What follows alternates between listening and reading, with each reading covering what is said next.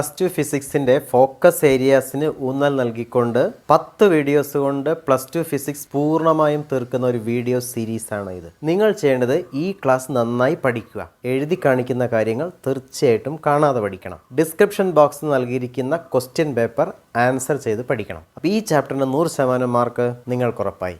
ബാക്കിയുള്ള വീഡിയോസും കാണണം. Believe me, U will get A+ and full score. നമുക്ക് ക്ലാസ്സിലേക്ക് പോകാം. Hi children, welcome back. ഇന്ന് നമ്മൾ 2 ചാപ്റ്ററുകളാണ് ചർച്ച ചെയ്യുക. AC എന്ന ചാപ്റ്ററും ഇലക്ട്രോ മാഗ്നറ്റിക് വേവ്സ് എന്ന ചാപ്റ്ററും. 2 ചാപ്റ്ററും ശരിക്കും സിമ്പിളാണ്, അത്ര ലോങ്ങും അല്ല. പക്ഷേ പ്രശ്നം ചെറിയ കൺസെപ്ച്വലായ കുറേ കാര്യങ്ങളുണ്ട്. അത് നമ്മൾ ഡീറ്റെയിൽ ആയിട്ട് വിശദീകരിക്കണം തന്നെയാണ് ഓർക്കുന്നത്. അതുകൊണ്ട് വീഡിയോ ചിലപ്പോൾ ഇത്തിരി നീണ്ടുപോകാൻ സാധ്യതയുണ്ട്. എന്നാലും നിങ്ങൾ വീഡിയോ പൂർണ്ണമായിട്ടും കാണണം. ആദ്യം നമ്മൾ ചർച്ച ചെയ്യുന്നത് AC എന്ന കറണ്ടിനെ കുറിച്ചാണ്. AC കറണ്ട് എന്ന് പറഞ്ഞാൽ എന്താ? AC കറണ്ട് എന്ന് പറയുന്നത് തന്നെ ശരിയല്ല. കാരണം AC എന്ന് പറഞ്ഞാൽ ഓൾട്ടർനേറ്റിംഗ് കറണ്ട് എന്നാണ്. നമ്മുടെ വീട്ടിലൊക്കെ KSEB പ്രൊഡ്യൂസ് ചെയ്യുന്ന കറണ്ടാണ് ഈ AC കറണ്ട്. അതൊരു ഇക്വേഷൻ നിങ്ങൾ പഠിച്ചത് ഓർക്കുന്നുണ്ടാകും കഴിഞ്ഞ ചാപ്റ്ററിൻ്റെ അവസാനം. ഇങ്ങനെയായിരുന്നു നമ്മൾ പറഞ്ഞ equation. E = E0 sin ωt എന്നാണ്. ഇത് പൊട്ടൻഷ്യലാണ് എന്ന അർത്ഥത്തിൽ നമ്മൾ ഈ ക്ലാസ്സിൽ, ഈ ചാപ്റ്ററിൽ, ബുക്കിൽ എല്ലായിടത്തും ഉപയോഗിച്ചിരിക്കുന്നത് V = Vm sin ωt എന്നാണ്. ഓക്കെ, ഈ ω 2πf ആയതുകൊണ്ട് നിങ്ങൾക്ക് അതിനെ Vm sin 2πft എന്നും പറയാം. അപ്പം നമ്മുടെ വീട്ടിൽ കിട്ടുന്ന AC-യുടെ ഇക്വേഷൻ ഇതാണ്. ഈ ഇക്വേഷൻ അനുസരിച്ചിട്ടുള്ള AC-യാണ് നമുക്ക് കിട്ടുക. എന്ന് വെച്ചാൽ എന്താണ്? ഇതൊരു സൈനുസോയിഡൽ വോൾട്ടേജ് ആണ് എന്നാണ് നമ്മൾ പറയുക. എന്താ ഈ സൈനുസോയിഡൽ വോൾട്ടേജ്? അതായത് ഈ വോൾട്ടേജിൻ്റെ രീതി ഒരു സൈൻ ഗ്രാഫ് പോലെയാണ്. സൈൻ ഗ്രാഫ് നിങ്ങൾ ഓർക്കുന്നില്ലേ? ഒരു പോസിറ്റീവ് ഹാഫ് സൈക്കിളും ഉണ്ടാകും, ഒരു നെഗറ്റീവ് ഹാഫ് സൈക്കിളും ഉണ്ടാകും. ഓക്കെ, ഇതൊരു പോസിറ്റീവ് ഹാഫ് സൈക്കിൾ, ഇതൊരു നെഗറ്റീവ് ഹാഫ് സൈക്കിൾ. എന്ന് വെച്ചാൽ എന്താണ് ഈ പൊട്ടൻഷ്യലിൻ്റെ രീതി എന്നറിയോ? പൊട്ടൻഷ്യലിൻ്റെ അളവ്, ഇത് പൊട്ടൻഷ്യൽ, ഇത് ടൈം. പൊട്ടൻഷ്യലിൻ്റെ അളവ് കൂടി വന്ന് ഒരു മാക്സിമം ആകും, പിന്നെ കുറഞ്ഞു വന്ന് 0 ആകും, പിന്നെ പോസിറ്റീവ് നെഗറ്റീവ് മാറും. അതായത് കറണ്ട് ഓപ്പോസിറ്റ് ഡയറക്ഷനിലേക്ക് ഒഴുകാൻ തുടങ്ങും. അത് കൂടി വന്ന് മാക്സിമം ആകും, കുറഞ്ഞു വന്ന് 0 ആകും. ഇപ്പം നമ്മുടെ വീട്ടിലെ വോൾട്ടേജ് എത്രയാണ് എന്ന് ചോദിച്ചാൽ കുട്ടികളൊക്കെ പെട്ടെന്ന് പറയുന്ന ഉത്തരം എന്താ? 220 വോൾട്ടാണ്. വീട്ടിലേത് 220 വോൾട്ട് 50 ഹെർട്സ് AC ആണെന്നാണ് നമ്മൾ പറയുക. എന്താ ഈ 220 വോൾട്ടാണെന്ന് പറഞ്ഞാൽ ഉദ്ദേശിക്കുക? ഇവിടെ നോക്കിയാൽ നിങ്ങൾക്ക് മനസ്സിലാവും. ഓരോ സമയത്തും വോൾട്ടേജ് വ്യത്യാസപ്പെട്ടുകൊണ്ടിരിക്കുകയാണ്. അപ്പോൾ ഏതെങ്കിലും ഒരു പ്രത്യേക സമയത്തെ വോൾട്ടേജ് ആയിരിക്കുമോ ഈ 220? അല്ല, എല്ലാ ഇൻസ്റ്റൻറ്റിലും വ്യത്യാസപ്പെടുന്നത് കൊണ്ട് this is not an instantaneous voltage of any instant. ഒരുപക്ഷെ ഇത് ഈ പീക്ക് വാല്യൂ ആവാൻ സാധ്യതയുണ്ട് എന്ന് നിങ്ങൾക്ക് തോന്നാം. ഇത് സത്യത്തിൽ ആ പീക്ക് വാല്യൂം അല്ല. ഇത് ഒരു കാര്യം ചേഞ്ച് ചെയ്യുന്നുണ്ടെങ്കിൽ നമ്മൾ എന്താ കണ്ടുപിടിക്കുക? നമ്മൾ ആവറേജ് വാല്യൂ ആണ് കണ്ടുപിടിക്കുക. ഇവിടെ ആവറേജ് വാല്യൂ എടുത്താൽ നിങ്ങൾക്ക് നോക്കിക്കേ, ഈ പോസിറ്റീവ് ഹാഫ് സൈക്കിളും നെഗറ്റീവ് ഹാഫ് സൈക്കിളും കൂടെ കൂട്ടുമ്പോൾ തന്നെ average value of AC over A complete cycle is 0. അപ്പോൾ ആവറേജ് വാല്യൂ 0 ആണെങ്കിൽ പിന്നെ ഇതെന്താണ്? ഇതും ഒരു ആവറേജാണ്. നിങ്ങൾ ശ്രദ്ധിച്ച് കേൾക്കണം. ഇവിടെ for every positive value you have a negative value to make the total 0. അപ്പോൾ അത് ഒഴിവാക്കാൻ വേണ്ടിയിട്ട്, ഈ നെഗറ്റീവ് വാല്യൂ ഇല്ലാതാക്കാൻ വേണ്ടി നമ്മൾ എന്താ ചെയ്യാന്നറിയോ? We will square these values first, then we will find the mean. അപ്പോൾ സ്ക്വയർ എടുത്തിട്ടുള്ളതുകൊണ്ട് നമ്മൾ പിന്നെ റൂട്ട് എടുക്കും. ഇങ്ങനെ നമ്മൾ കണ്ടുപിടിക്കുന്ന RMS ആവറേജ് വാല്യൂ ആണ് ഈ 220 വോൾട്ട് എന്ന് പറയുന്നത്. എന്താ RMS എന്ന് പറഞ്ഞാൽ റൂട്ട് മീൻ സ്ക്വയർ വാല്യൂ എന്നാണ് പറയുക. ഇങ്ങനെ പോസിറ്റീവ് വാല്യൂസും നെഗറ്റീവ് വാല്യൂസും ഒരു കാര്യത്തിന് വരുമ്പം ആവറേജ് എടുക്കുന്ന ഒരു രീതിയാണ് ഈ RMS ആവറേജ് എന്ന് പറയുന്നത്. അപ്പോൾ നമ്മുടെ വീട്ടിൽ കിട്ടുന്ന വോൾട്ടേജിൻ്റെ RMS ആവറേജ് വാല്യൂ ആണ് ഈ 220 വോൾട്ട്. അത് ഈ പീക്ക് വാല്യൂ ആണെന്ന് നിങ്ങൾ ഒരിക്കലും തെറ്റിദ്ധരിക്കാൻ പാടില്ല. ഇനി ഈ RMS വാല്യൂ പീക്ക് വാല്യൂവുമായി ബന്ധപ്പെട്ടിരിക്കുന്നു. അതായത് VRMS is equal to Vm divided by √2 എന്നാണ് മാത്തമാറ്റിക്കലായിട്ട് നമ്മൾ എഴുതുക. ഈ ഇക്വേഷൻ നിങ്ങൾ കാണാതെ പഠിക്കണം. So VRMS is equal to Vm divided by √2. അങ്ങനെയാണെങ്കിൽ വി എം എത്രയാണ് നിങ്ങൾക്ക് കണ്ടുപിടിക്കാൻ പറ്റും. VRMSനെ √2 കൊണ്ട് മൾട്ടിപ്ലൈ ചെയ്താൽ മതി. അപ്പോൾ നിങ്ങൾക്ക് കിട്ടുന്ന വാല്യൂ എത്ര? ഏതാണ്ട് 311 വോൾട്ടാണ് അല്ലേ. അപ്പോൾ ഇത് ശരിക്കും 311 വോൾട്ടാണ് ഇവിടെ. അപ്പോൾ ഈ ഇക്വേഷന് വീട്ടിൽ കിട്ടുന്ന എ സിയുടെ ഇക്വേഷൻ നിങ്ങൾക്ക് വേണമെങ്കിൽ ഇങ്ങനെ എഴുതാം. വി എം എന്ന് പറയുന്നത് അറൗണ്ട് 311 സൈൻ 100πt എന്ന് എഴുതാം, F50 എന്ന് കൊടുത്തിട്ട്. അപ്പോൾ ഈ ഇക്വേഷനുള്ള എ സി വോൾട്ടേജാണ് നമുക്ക് വീട്ടിൽ കിട്ടുന്നത്. ഇനി ഈ വോൾട്ടേജിനെയാണ് നമ്മൾ വിവിധങ്ങളായ ഡൊമസ്റ്റിക് അപ്ലയൻസസിലേക്ക് കൊടുക്കുന്നത്, അല്ലെങ്കിൽ നമ്മൾ വിവിധ ആവശ്യങ്ങൾക്ക് ഉപയോഗിക്കുന്നത് ഈ എ സി കറണ്ടിനെയാണ്. അപ്പോൾ നമ്മൾ എന്താ ചെയ്യാമെന്നറിയോ, ഈ ചാപ്റ്ററിൽ നമ്മൾ പഠിക്കുന്നത് ഈ എ സി വോൾട്ടേജിനെ വ്യത്യസ്ത ഉപകരണങ്ങളിലേക്ക് കൊടുത്താൽ എങ്ങനെയായിരിക്കും ഉണ്ടാവുക എന്നാണ് പഠിക്കുക. 3 അടിസ്ഥാന കണക്ഷൻ എലമെൻറ്റ്സ് ആണ് നമുക്ക് ഫിസിക്സിലുള്ളത്. അത് ഏതൊക്കെയാണെന്നറിയോ? റെസിസ്റ്റർ, ഇൻഡക്റ്റർ, കപ്പാസിറ്റർ, പിന്നെ ഇതിൻ്റെ കോമ്പിനേഷൻസും. അതുകൊണ്ട് സർക്യൂട്ടുകൾക്ക് മൊത്തത്തിൽ resistive effect, inductive effect, capacitive effect, ഇതൊക്കെ എന്താ നമുക്ക് പഠിക്കാനുണ്ട്. അത് പഠിച്ചു കഴിയുമ്പോൾ നിങ്ങൾക്ക് മനസ്സിലായിക്കോളും. ഇങ്ങനെ 3 ഇഫക്റ്റുകളുണ്ട് എന്നാണ് നമ്മൾ പറയുക. അപ്പോൾ നമ്മൾ ആദ്യമായിട്ട് എന്താ ചെയ്യുന്നതെന്നറിയോ, ഇങ്ങനെ ഒരു വോൾട്ടേജിനെ ഒരു റെസിസ്റ്ററിലേക്ക് കണക്ഷൻ കൊടുത്താൽ എങ്ങനെയായിരിക്കും ഉണ്ടാവുക എന്നതിൻ്റെ അനാലിസിസ് ആണ് നടത്തുക. എന്ത് ഈ അനാലിസിസ് എന്ന് പറഞ്ഞാൽ, ഒരു സർക്യൂട്ടിനെ നമ്മൾ അനലൈസ് ചെയ്യുക എന്ന് പറഞ്ഞാൽ ആ സർക്യൂട്ടിലെ കറണ്ട് കണ്ടെത്തുക, ആ സർക്യൂട്ട് നൽകുന്ന ഒപ്പോസിഷൻ കണ്ടെത്തുക, ആ സർക്യൂട്ട് ഉപയോഗിക്കുന്ന എനർജിയുടെ അളവ് കണ്ടെത്തുക. 3 കാര്യങ്ങളാണ്. നമ്മളത് വളരെ സിസ്റ്റമാറ്റിക്കായിട്ട് ചെയ്യും. അപ്പോൾ നിങ്ങൾക്കത് മനസ്സിലാവും. പിന്നെ നിങ്ങൾ ഈ ചാപ്റ്ററിൽ നിന്ന് ഓർത്തിരിക്കേണ്ട കാര്യം, ഈ ചാപ്റ്ററിലാകെ 3-4 ടോപ്പിക്ക് പരീക്ഷയ്ക്ക് പഠിക്കാനുള്ളൂ. എല്ലാത്തിലും അങ്ങനെ തന്നെയാണ്. ഇവിടെ നമുക്ക് എ സിയെക്കുറിച്ച് പഠിക്കണം, നമ്മൾ പഠിച്ചു കഴിഞ്ഞ്.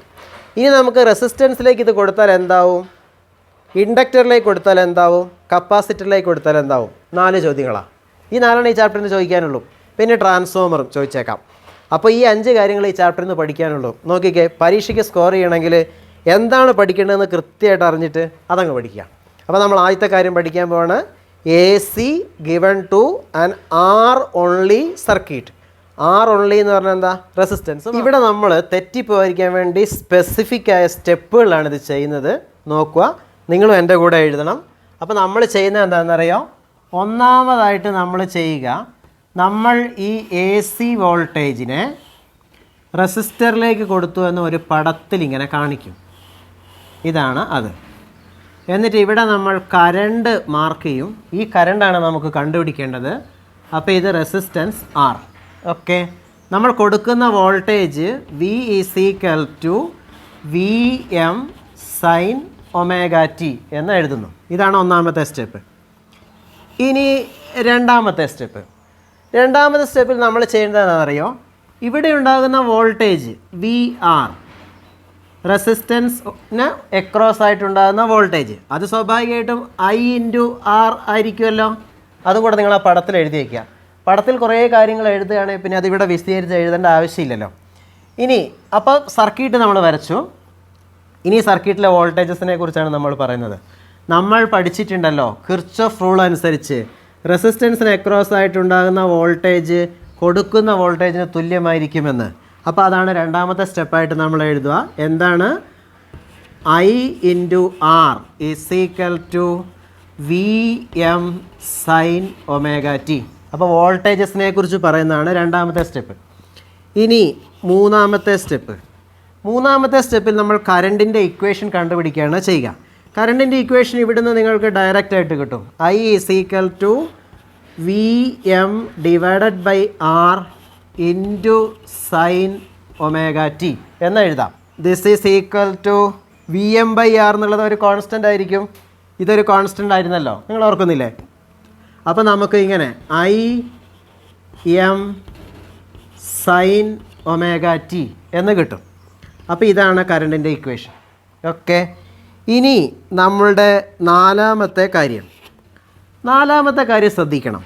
ഇവിടെ കറണ്ടിൻ്റെ ഇക്വേഷനിൽ ശ്രദ്ധിക്കണേ, കറണ്ടിൻ്റെ ഇക്വേഷനിലെ ഡിനോമിനേറ്റർ ആയിട്ട് വരുന്ന കാര്യമാണ് opposition to the flow of current. ഇവിടെ അത് R ആണ്. ഇവിടെ നമ്മൾ ഉപയോഗിക്കുന്ന ലോജിക്ക് എന്താണെന്നറിയോ? ഓംസ് ലോയുടെ ലോജിക്ക് I = V/R എന്നാണല്ലോ. അപ്പോൾ കറണ്ടിൻ്റെ ഇക്വേഷനിൽ വോൾട്ടേജിൻ്റെ താഴെ, അതായത് ഡിനോമിനേറ്ററിൽ വരുന്ന കാര്യമാണ് ഒപ്പോസിഷൻ. അപ്പോൾ ഇവിടുത്തെ ഒപ്പോസിഷൻ എന്താണ്? R ആണ്. അത് നമ്മളിപ്പം റെസിസ്റ്റൻസ് എന്ന് നമ്മൾ എഴുതുന്നു. അത് അടുത്ത ഇക്വേഷൻ, അത് അടുത്ത അനാലിസിസ് വിശദീകരിക്കുമ്പോഴാണ് പ്രധാനപ്പെട്ടത്. സോ റെസിസ്റ്റൻസ് R ആയിരിക്കും, അതായത് ഒപ്പോസിഷൻ എന്തായിരിക്കും? R ആയിരിക്കും. അപ്പോൾ ആദ്യത്തെ 4 സ്റ്റെപ്പുകൾ നിങ്ങൾക്ക് മനസ്സിലായില്ലേ? ഇനി നമ്മൾ 5ാമത്തെ സ്റ്റെപ്പിലേക്ക് പോവുകയാണ്. 5ാമത്തെ സ്റ്റെപ്പ് എന്ന് പറയുന്നത്, നമ്മൾ കറണ്ടിൻ്റെ ഇക്വേഷൻ ഉണ്ട്, കൊടുത്ത വോൾട്ടേജിൻ്റെ ഇക്വേഷനുമുണ്ട്. അപ്പോൾ അവ തമ്മിലുള്ള ഒരു ബന്ധം നമ്മൾ മനസ്സിലാക്കാൻ വേണ്ടി ഒരു ഗ്രാഫ് വരയ്ക്കുകയാണ് നമ്മൾ. ഇങ്ങനെ ഒരു ഗ്രാഫ്, ഒരു പീരീഡിലേക്കാണ് നിങ്ങൾ ഗ്രാഫ് വരയ്ക്കുന്നത്. അപ്പോൾ ഇത് ഹാഫ് പീരീഡ്, ഇത് ക്വാർട്ടർ പീരീഡ്. ഓക്കെ, കൊടുത്തിരിക്കുന്ന വോൾട്ടേജ് ഒരു സൈൻ ഗ്രാഫാണ്, അല്ലെ സൈനസോയിഡൽ വോൾട്ടേജാണ് എന്ന് നമ്മൾ പറഞ്ഞു. ഓക്കെ, ഇനി കറണ്ട് നമ്മൾ അതേ ഗ്രാഫിലേക്ക് തന്നെ ചേർത്ത് വരയ്ക്കുകയാണ്. അതേ ഗ്രാഫിലേക്ക് ചേർത്ത് വരയ്ക്കുന്ന നമ്മൾ എന്താ കാണും? I= ഇതും സൈനസോയിഡലാണ്, പീക്ക് വാല്യൂ IM-ഉമാണ്. അപ്പോൾ ഞാനതിനെ ഡോട്ടഡ് ലൈൻസ് ഉപയോഗിച്ച് വരയ്ക്കുകയാണ്. ഇങ്ങനെ വരച്ച്. ഓക്കെ, അപ്പോൾ നമുക്ക് മനസ്സിലായ എന്താ? നോക്കിക്കേ, വോൾട്ടേജ് കൂടിക്കൂടി വന്ന് മാക്സിമം ആകുന്നു, കറണ്ടും അതേപോലെ തന്നെ കൂടിക്കൂടി വന്ന് ഒപ്പമായിട്ട് മാക്സിമം ആകുന്നു. 0 ആകുന്നു, ഓപ്പോസിറ്റിലേക്ക് പോകുന്നു, അല്ല അതേപോലെ തന്നെ. എന്ന് വെച്ചാൽ എന്താ? Voltage and current of this circuit increases together, peaks together, decreases together and nulls together. ഇങ്ങനെ കൂടുന്നു, ഒന്നിച്ച് മാക്സിമം ആകുന്നു, ഒന്നിച്ച് കുറയുന്നു. ഇപ്പോൾ ചിലപ്പോൾ നിങ്ങൾക്ക് തോന്നുന്നു ഇതെല്ലായിടത്തും അങ്ങനെയല്ലേ? അല്ല, അങ്ങനെ അല്ലാതെ വന്നേക്കാം. അത് നമ്മൾ വരുന്നു, അത് മനസ്സിലാക്കാൻ വേണ്ടിയിട്ടാണ് അപ്പോൾ ഇതെടുത്ത് പറയുന്നത്. ഇങ്ങനെ ഒന്നിച്ച് കൂടുകയും കുറയുകയും മാക്സിമം ആകുകയും 0 ആകുകയും ചെയ്യുകയാണെങ്കിൽ നമ്മൾ പറയും കറണ്ടും വോൾട്ടേജും ഒരേ ഫേസിലാണ് എന്ന്. എന്താണ്? ഒരേ ഫേസിലാണ്, ദേ ആർ ഇൻ ഫേസ്. അപ്പോൾ ഒരു റെസിസ്റ്റൻസ് മാത്രമുള്ള AC സർക്യൂട്ടിൽ voltage and current are in phase. അതിപ്പോൾ നമുക്ക് ഈ ഗ്രാഫ് വരച്ചപ്പോഴാണ് മനസ്സിലായത്. ഇനി നമ്മൾ ഈ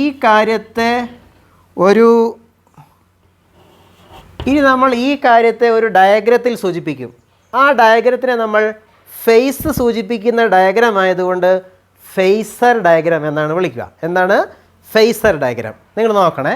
അപ്പോൾ വോൾട്ടേജ് ഞാൻ ഇങ്ങനെ വരച്ചു, VM. ഇവിടെ നമ്മൾ ആ ക്വാണ്ടിറ്റിയുടെ വോൾട്ടേജിനെയും കറണ്ടിനെയും നമ്മൾ കാണിക്കുക. അതിൻ്റെ മാക്സിമം വാല്യൂ, അതായത് പീക്ക് വാല്യൂ ആണ് നമ്മൾ അതിനകത്ത് കാണിച്ചിട്ടുള്ളത്. ഇപ്പോൾ വോൾട്ടേജ് ഇങ്ങനെയാണുള്ളത്, ഒരേ ഫേസിലാണ് എന്ന് പറഞ്ഞാൽ കറണ്ടും ഇങ്ങനെ തന്നെയാണുള്ളത്, കറണ്ടും അതിൻ്റെ മേലെ തന്നെയാണ് വരിക. അപ്പോൾ IM ഒന്നുകിൽ നിങ്ങൾക്ക് ഇങ്ങനെ വരയ്ക്കാം, അല്ലേ നിങ്ങൾക്ക് ഇങ്ങനെയും വരയ്ക്കാം.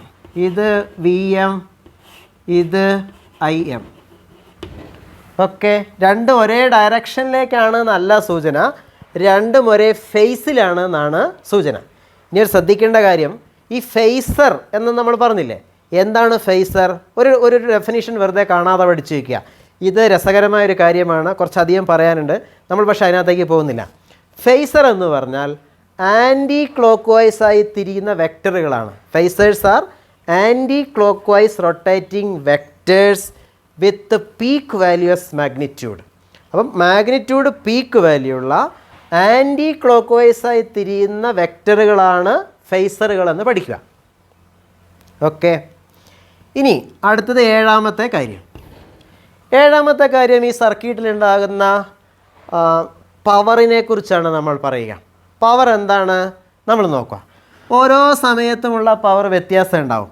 അപ്പോൾ instantaneous power is equal to, നിങ്ങൾ നോക്കിക്കേ, ഇങ്ങനെയാണല്ലോ സർക്യൂട്ട് ഉള്ളത്.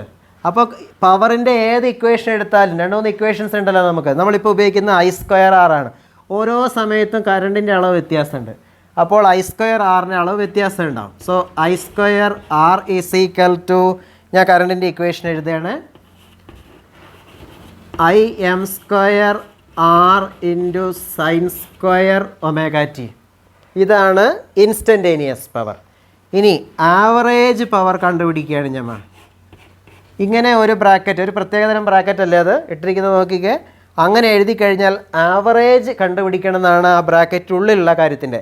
അപ്പോൾ ഇവിടെ പവറാണ് ഉള്ളിലുള്ളത്. So this is average power is equal to ഇതിൻ്റെ ആവറേജ് കാണണം. ഇതിൻ്റെ ആവറേജ് കാണുമ്പോൾ നമുക്കറിയാം Im²R എന്നുള്ളത് കോൺസ്റ്റൻ്റ് ആണ്. അപ്പോൾ അതിൻ്റെ ആവറേജ് കാൽക്കുലേഷനിലേക്ക് വരുന്നില്ല.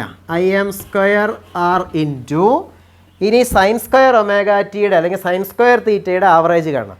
sin²θയുടെ ആവറേജ് നമ്മൾ ഫിസിക്സിലല്ലോ, അത് മാത്തമാറ്റിക്സിലല്ലേ പഠിക്കുക. അപ്പോൾ മാത്തമാറ്റിക്സ് ടീച്ചറോട് ചോദിച്ചാൽ നിങ്ങൾക്ക് പറഞ്ഞു തരും അത് 1/2 ആണ്. എത്രയാണ്? 1/2 ആണ്. So it is divided by 2 എന്ന് നമ്മൾ എഴുതുന്നു. ഇനി രസകരമായൊരു കാര്യം നിങ്ങൾ കേൾക്കണേ. This is equal to we are rewriting it. ഇതിനെ നമ്മൾ ഈ 2നെ നമ്മൾ √2 ഇൻറ്റു √2 എന്ന് എഴുതും. അപ്പം നിങ്ങൾക്ക് വേണം ഇതിനെ Im divided by √2 whole square into R എന്ന് എഴുതാമല്ലോ അല്ലേ? അപ്പോൾ നിങ്ങൾക്കിതിനെ എന്താ എഴുതാം? ആ ബാക്കി ഞാൻ ഇവിടെ എഴുതാണ്. പ്രധാനപ്പെട്ട ഇക്വേഷൻ ആയതുകൊണ്ട് നമ്മൾ കളർ മാറ്റി എഴുതുന്നു. P is equal to Im/√2 IRMS ആണ്. So it is IRMS² into R എന്ന് എഴുതുന്നു. നേരത്തെ വോൾട്ടേജിനുള്ള അതേ ഇക്വേഷൻ കറണ്ടിനും ബാധകമാണ്. അപ്പോൾ സർക്യൂട്ടിലെ പവർ കണ്ടുപിടിക്കാൻ വേണ്ടി നമ്മൾ സാധാരണ ഉപയോഗിക്കുക I²R എന്നുള്ള ഇക്വേഷനാണ് ഡയറക്റ്റ് കറണ്ട് ആണെങ്കിൽ. പക്ഷേ ഇവിടെ AC കറണ്ടാണ്. AC കറണ്ടാകുമ്പോൾ നമുക്ക് കിട്ടുന്നത് IRMSൻ്റെ സ്ക്വയർ എടുക്കണം എന്നാണ്. അതായത് സാധാരണ DC കറണ്ടിൽ ശ്രദ്ധിക്കണേ, DC സർക്യൂട്ടുകളിലെ കറണ്ടിന് പകരം ഇവിടെ നിങ്ങൾ ഉപയോഗിക്കേണ്ട കറണ്ട് RMS കറണ്ടാണ്.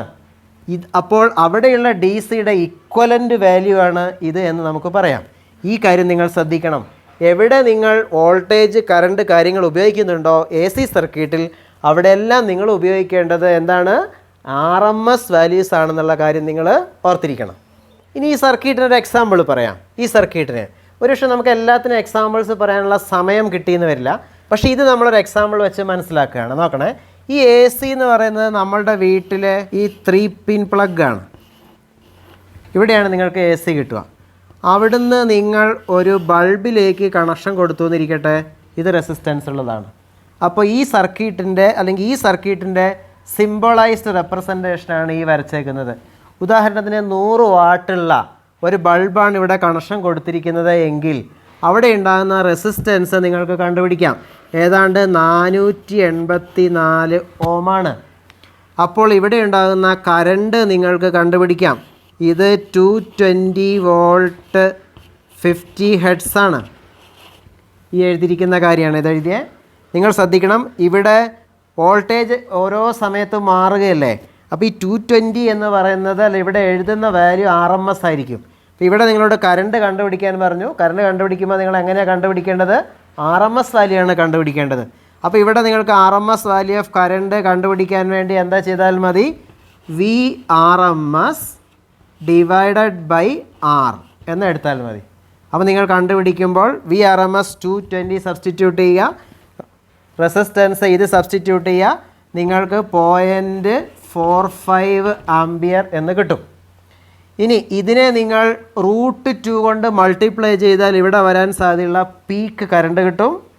ഈ ഇക്വേഷൻ ഉപയോഗിച്ച് ആവറേജ് പവർ കണ്ടുപിടിച്ചാൽ നിങ്ങൾക്ക് വീണ്ടും 100 വാട്ട്സ് എന്നും കിട്ടും. എന്ന് വെച്ചാൽ എന്താ അർത്ഥം? ഒരു സെക്കൻഡിൽ 100 വാട്ട്സ് ഉപയോഗിക്കുന്നു ബൾബ് എന്നാണ് പറഞ്ഞത്. ആ കാര്യത്തെ ഇതുമായി ബന്ധപ്പെടുത്തി ചർച്ച ചെയ്ത് മനസ്സിലാക്കണം.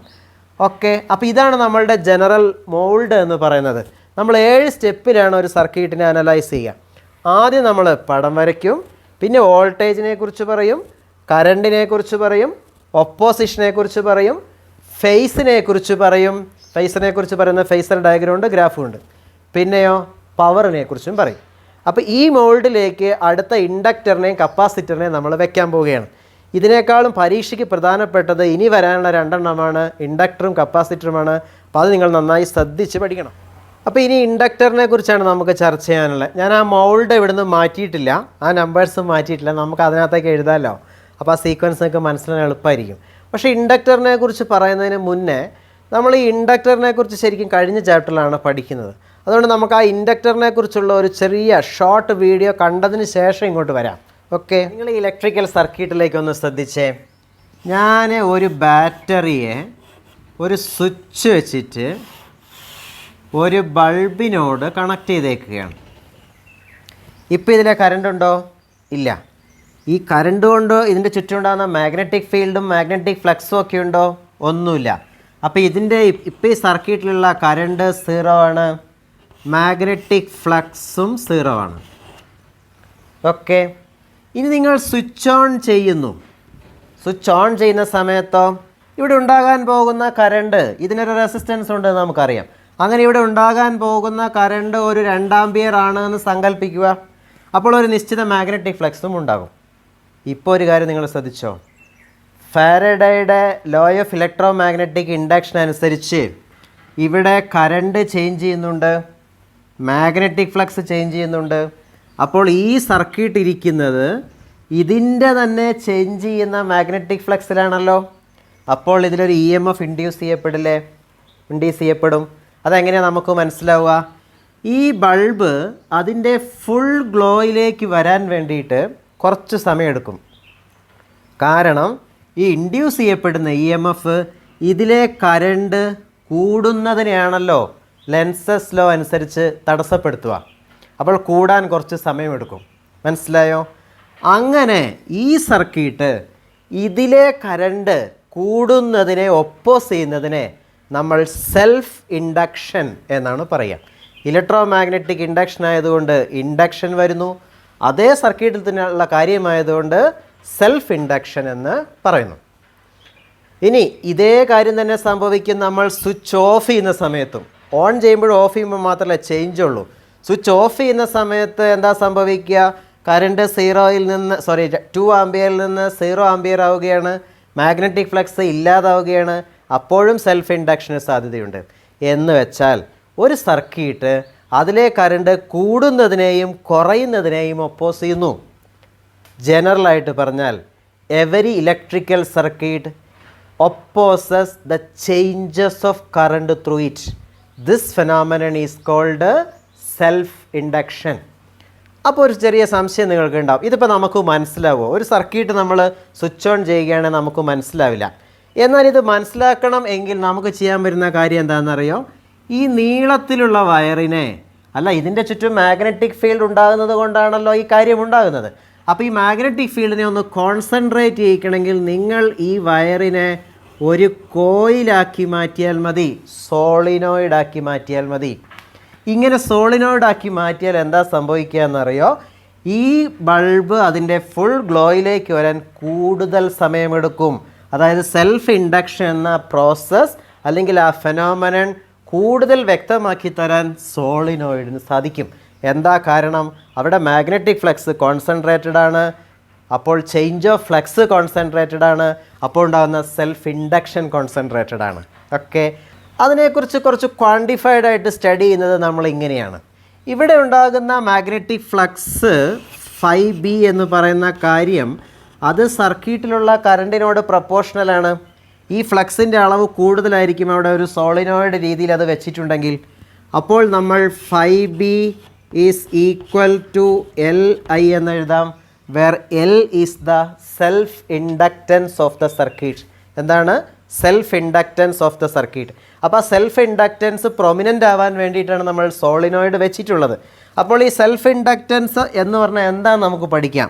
Self inductance of a circuit is the magnetic flux linked with the circuit when current is 1 ampere. ഫിസിക്സിൽ അങ്ങനെയാണല്ലോ നമ്മൾ പറയുക.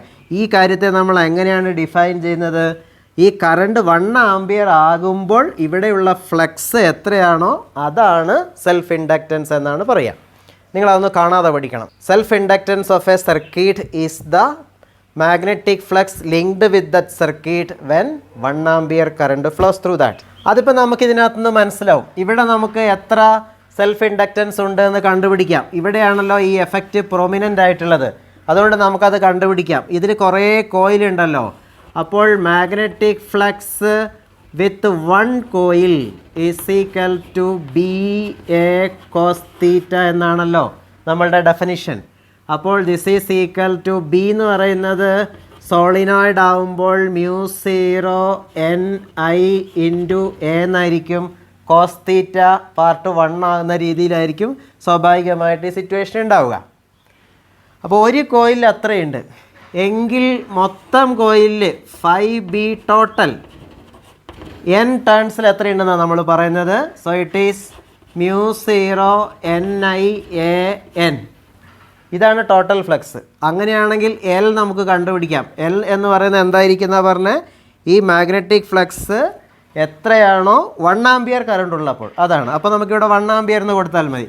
So you will get it as μ0 NAN ആണ് self inductance of the coil എന്ന് പറയുന്നത്. ഇവിടെ ഈ കാര്യം കോയിലാണ് കൂടുതൽ പ്രൊമിനൻ്റ് ആയിട്ടുള്ളത്, അതുകൊണ്ട് നമ്മൾ ആ കോയിലിനെ എടുക്കുന്നു. So this is the self inductance of A solenoid. Okay, ഇനി അതിനകത്ത് നിങ്ങൾ ശ്രദ്ധിക്കേണ്ട ഒരു കാര്യമുണ്ട്. ഇവിടെ നിങ്ങൾക്ക് ഒരുപക്ഷെ തോന്നിയേക്കാം L പ്രപ്പോർഷണൽ ടു N എന്ന്. But remember this capital N is actually hiding a small n. അപ്പോൾ ക്യാപിറ്റൽ Nനെ നിങ്ങൾ ഓർക്കുന്നില്ലേ സ്മോൾ n എന്താണെന്ന്? Small n is equal to capital N divided by L ആണ്. അപ്പോൾ ഇത് നിങ്ങൾക്ക് വേണമെങ്കിൽ μ0 N² AL എന്ന് എഴുതാം. അല്ലെങ്കിൽ നിങ്ങൾക്ക് this can be written as μ0 N² A/L എന്നും എഴുതാം. Means capital L is proportional to N² and it is not proportional to N. അത് ഓർത്തിരിക്കണം. ഓക്കെ, എന്താണ് നമ്മളിപ്പോൾ ഇവിടെ പഠിക്കുന്നത്? സെൽഫ് ഇൻഡക്റ്റൻസ് എന്ന് പറയുന്ന പ്രോപ്പർട്ടിയാണ്. എന്താ സെൽഫ് ഇൻഡക്റ്റൻസ് എന്ന് പറയുന്ന പ്രോപ്പർട്ടി? നോക്കിക്കേ, അത് കുറച്ചുകൂടെ നന്നായി മനസ്സിലാവാൻ വേണ്ടിയിട്ട് നമ്മൾ ഇവിടുന്ന് അങ്ങോട്ട് കറണ്ട് ഒഴുക്കാൻ ശ്രമിക്കുമ്പോൾ, ഈ ബാറ്ററി അങ്ങോട്ട് കറണ്ട് ഒഴുക്കാൻ ശ്രമിക്കുമ്പോൾ ഈ സർക്യൂട്ട് അതിനെ ഒപ്പോസ് ചെയ്യുന്നു എന്നാണ് പറഞ്ഞത്. അപ്പോൾ ഇത്രയും ഭാഗമായിട്ടാണ് ഇപ്പോൾ നമ്മൾ ഈ സർക്യൂട്ടായിട്ട് എടുത്ത് വെക്കുന്നത്. അപ്പോൾ ഈ ഭാഗം ഇങ്ങോട്ട് ഒപ്പോസ് ചെയ്യും എന്നാണ് പറഞ്ഞത്. അതെങ്ങനെയാണ് ഒപ്പോസ് ചെയ്യുന്നത്? ഇവിടെ ഒരു ഇൻഡ്യൂസ്ഡ് EMF ഉണ്ടാകുന്നത് കൊണ്ടാണ്. ഇതിനെ ഒപ്പോസ് ചെയ്യണമെങ്കിൽ ആ ഇൻഡ്യൂസ്ഡ് EMF എങ്ങനെയായിരിക്കണം? ഇവിടുന്ന് അങ്ങോട്ട് കൊടുക്കുന്ന EMFനെ ഒപ്പോസ് ചെയ്യണമെങ്കിൽ ഈ ഭാഗത്ത് പോസിറ്റീവും ഈ ഭാഗത്ത് നെഗറ്റീവും പൊട്ടൻഷ്യൽ ഉണ്ടാവണം അല്ലേ? അപ്പോൾ ഈ കൊടുക്കുന്ന പൊട്ടൻഷ്യലിനെ ഒപ്പോസ് ചെയ്യുന്നത് കൊണ്ട്, അല്ലെങ്കിൽ അപ്ലൈഡ് പൊട്ടൻഷ്യലിനെ ഒപ്പോസ് ചെയ്യുന്നത് കൊണ്ട് നമ്മളുണ്ടാകുന്ന ഈ സെൽഫ് ഇൻഡ്യൂസ്ഡ് EMFനെ നമ്മൾ ബാക്ക് EMF എന്നാണ് വിളിക്കുക. Why we call it as a back EMF? Because the EMF produced across a solenoid is actually opposes the applied EMF. ഇനി അത് എത്രയാണെന്ന് നമുക്ക് കണ്ടുപിടിക്കാം. ഇത് ഇൻഡ്യൂസ്ഡ് EMF ആണല്ലോ. So V induced is equal to minus d∅/dt. How you are getting this formula? From the Faraday's law. This is equal to minus, ഇതാണല്ലോ d∅, ഇതാണല്ലോ phi. അപ്പോൾ നമുക്ക് ഇതിനെ ഡിഫറൻഷിയേറ്റ് ചെയ്താൽ മതി. You will get this as LdI/dt. ഇത് ഒരു പ്രധാനപ്പെട്ട ഫോർമുലയാണ്. അപ്പോൾ ഇവിടെ സംഭവിക്കുക, ഒരു സർക്യൂട്ട് നിങ്ങൾ അതിനകത്തോടെ കറണ്ട് ഒഴുക്കാൻ ശ്രമിക്കുന്ന സമയത്ത് ഇങ്ങനെ ഒരു ബാക്ക് EMF ഉണ്ടാക്കി അതിനെ ഒപ്പോസ് ചെയ്യും. അപ്പോൾ ഇവിടെ ഉണ്ടാകുന്ന ബാക്ക് EMF എത്രയാണ് ശരിക്കും? LdI/dt ആണ്. ഇത്രയും ബാക്ക് EMF ഉണ്ടാകും, എന്നിട്ട് ഇതിനെ ഒപ്പോസ് ചെയ്യും.